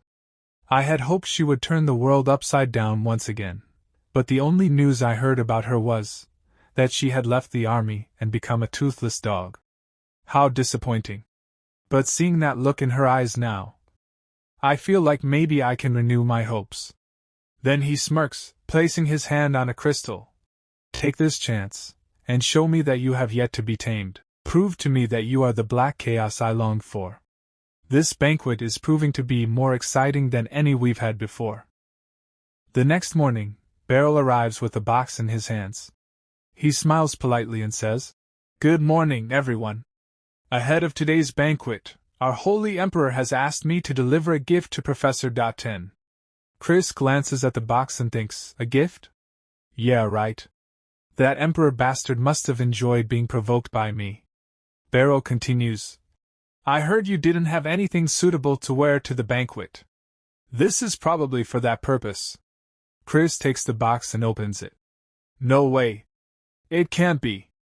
Inside is a shimmering dress, along with several delicate bracelets. Seeing this, Bella gasps in complete shock. Wow! So pretty! It's sparkling! Lion whistles. Whoa! That definitely looks expensive! At that moment, Michael tries to cover Lion's mouth, but Lion keeps talking. But the prof in a dress? I can't really picture. Ouch! You brat! Why'd you hit me? Chris thinks calmly, he's not wrong. This kind of dress would suit a healer or someone like that much better. Suddenly, her system activates. Special item detected. Displaying description. Sacred pure white dress quasi, holy relic. Effects, when worn, temporarily increases strength +2, defense +1, and fame +10. Chris's eyes widen. What? That's some serious power. The system continues. Item set effect will activate when worn with the Ring of Reflection. Chris clenches her teeth. Do you really want to see me wearing a dress that badly? Just looking at the effects, I know I should suck it up and wear it, but because of the role I'm playing, I can't look too willing. Beryl smiles confidently. Do you like it? I knew you'd be satisfied. Before he can finish, Chris walks forward and throws the gift straight into the toilet. Beryl freezes in horror. Oh my goodness! Why? Chris turns, staring at him with dangerous eyes, her voice cold and sharp. You must think I'm a complete fool. Try giving me something like this again, and I'll snap your wrist. Just then, Robert arrives. That's right, Beryl. A dress like that doesn't suit Chris at all. Beryl stiffens when he sees Robert standing behind him. Robert smiles and says, Come now, Beryl. I told you to just call me Robert when I'm dressed like this. Turning to Chris, Robert adds, This is our first time meeting in person. It's a pleasure, Chris. My name is Robert. I'm a priest of this divine kingdom. Chris narrows her eyes. What do you want? Robert laughs lightly. Haha, you're so cold. At least shake my hand. He then hands Chris another box. There's a small matter I'd like your help with. This banquet will feature an exhibition of holy relics, and many outsiders will be visiting. I've received reports that someone suspicious may be among them. Since you're an outsider yourself, I'd appreciate it if you could find this person. Chris opens the box. Inside is a black dress. Robert continues. So, would you mind wearing attire appropriate for this mission? I assure you, I haven't done anything strange to this one. Chris thinks, so that means he did do something to the other one? Still, since he's asking like this, there's no way I can refuse. A short while later, Chris puts on the black dress and looks at herself in the mirror. It's better than the pure white dress, but I still feel awkward. And why do I have to wear a black veil too? Her system activates again. Disguise dress. Effect. Makes the wearer appear like a noble lady. Temporarily increases fame +5 while worn. Chris walks toward the door, thinking, I just hope the students don't start gossiping after seeing me like this. She opens the door, and finds her students waiting outside.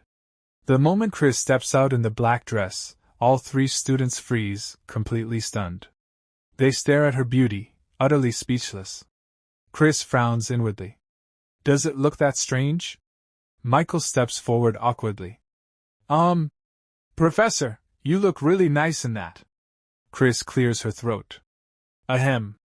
Let's just get to work. She thinks softly, my students are so kind, they're even trying to force compliments. As she walks ahead, Bella whispers, Maybe she really was a noblewoman. Lion nods. I thought it was someone else at first. Bella then looks at Michael and teases. What do you think, Michael? Do you want to ask her to dance? Michael goes quiet. Seeing his expression, Lion explodes. Eh? What? How dare you think of our professor like MMPH? Bella hurriedly covers Lion's mouth. Sorry, Michael. I shouldn't have said that. Michael exhales. It's okay. We're here to do a job anyway, so I can't this time. Bella smirks. He's not denying it, and he said this time. The banquet hall is packed with people. The moment Chris enters with her students, she thinks, this place is crowded, and most of these people are nobles. The highlight will be the unveiling of the holy relics. If anything happens, it'll be then. I'll just keep my head down. No one will recognize me, right? Suddenly a voice calls out. Professor .10? Chris freezes. She recognizes that voice. She turns around. The day before the banquet. Andante's room. Angelina sighs. Andante, stop making that face. You look like you just swallowed a lemon. You should have gone with the professor who saved me. Andante snaps back. What was I supposed to do? Ignore father's summons? Angelina scoffs. Who cares about father? He only understands magic.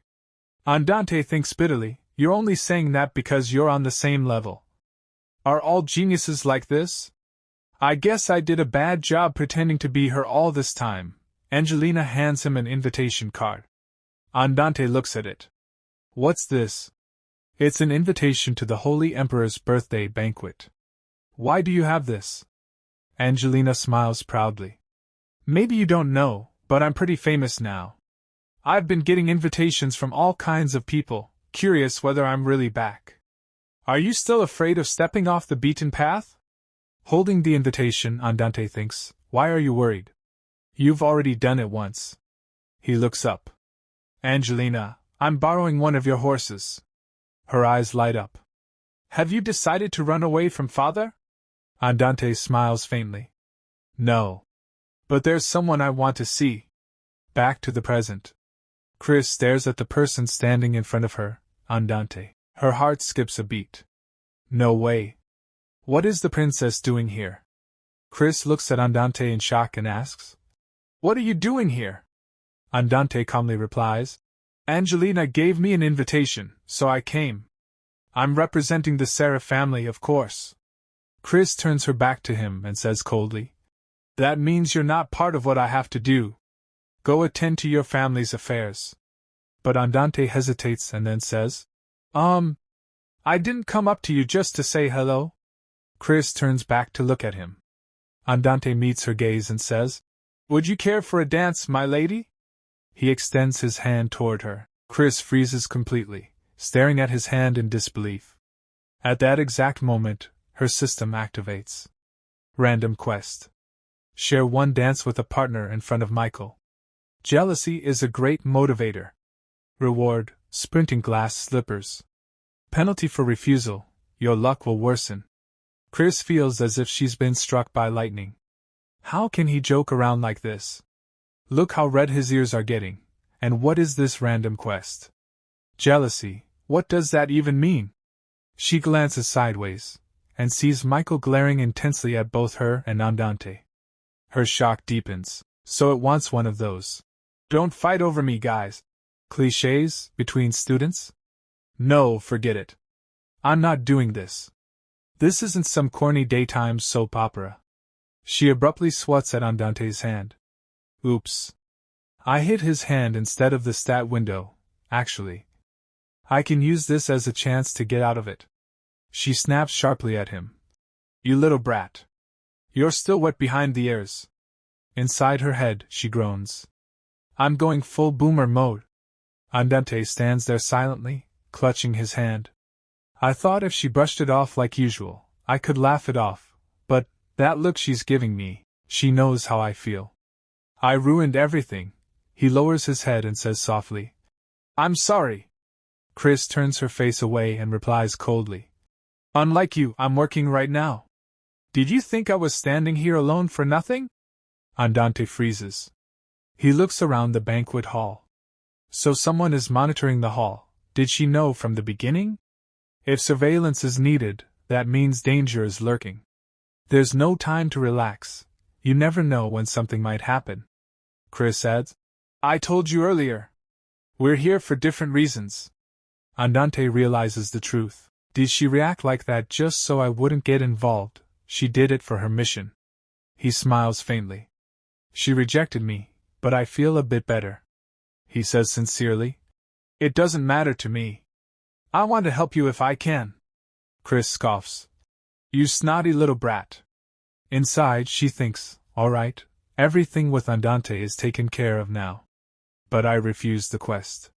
What did it say would happen? Suddenly, Beryl comes running into the banquet hall. It's an emergency. Chris looks at him in shock. Beryl shouts. The holy relic that was supposed to be revealed today is gone. Chris and Andante are completely stunned. A man yells, What? When did it get stolen? At that moment, Robert steps forward. I can still feel the energy of the relic, he says. Seal the doors. He continues. I received a letter yesterday, saying someone would steal it at the banquet. I believe the thief is still here. The search will begin immediately, he declares. So please cooperate. Then, with an evil smile, he adds, If you value your life, that is. This holy relic is a peculiar one. Andante turns to Chris and asks quietly, Is this what was going to happen? Chris thinks grimly, damn, no wonder this dress felt so heavy. The holy relic is hidden right behind her waist. Is this what it meant by bad luck if I refused? Even so, this is way too much. Calm down. I do feel something in the dress, but that doesn't automatically mean it's the holy relic. Suddenly, the system speaks again. System. One of the 5 holy relics, Purity, is in your pocket and is requesting a conversation. Will you accept? Chris's eyes widen. She taps accept. The holy relic wants to talk to me, fine. Whatever. I need to try something before they start searching. System. The conversation with the holy relic, Purity, has started. Purity. That bastard! Whose pocket did he shove me into? Chris replies. That's what I want to know. How did you even end up here? Purity gasps. Huh! You can hear me? This is the first time this has happened since I was turned from a human into a relic. You're not a child of the Creator God, are you? It's dangerous for me to be near someone like you. A spell to remove impurities will be cast soon. So basically, you're going to die. Chris panics internally. Geez. Did I steal a time bomb? Am I the dumbest thief in history? Andante, watching her stand frozen, asks worriedly. Professor, are you okay? You don't look too good. Chris snaps. Don't talk to me. I'm thinking. She asks Purity. Then what do I do? You're a holy relic, don't you have any special abilities? Purity replies calmly. There's nothing I can do. The Holy Emperor created me to filter out impurities. Chris sighs. Then tell me how much time I have before you explode, so I can at least think of my last words. Purity answers. In human time, about 10 minutes. Is that enough? Chris thinks bitterly, oh, how generous. I even have time to divide my meager assets. Damn it, what should I do? I can't exactly become invisible. Suddenly. Oh, that might work. She opens her system window. I don't know if this will work, but until now, the stat window couldn't be interacted with unless there were options. System. Click on the options to see detailed descriptions. Demon King. Holy Emperor. Don't choose. Chris pulls out her mysterious sword. If I use an item from the same system, whatever? Life is all or nothing. Seeing her draw her sword, Andante shouts. Professor? What are you doing? Chris doesn't answer. In the next instant, she slashes the system window. Cracks spread across the screen. Then, she cuts it apart like paper. Chris's lips curl into a strange smile. It worked. The system window turns red, cracks spreading violently. Chris smiles like a villain. Nice. With this, my very existence is erased. Chapter end. The next part is coming very soon. Until then, don't forget to subscribe to the channel and hit the like button.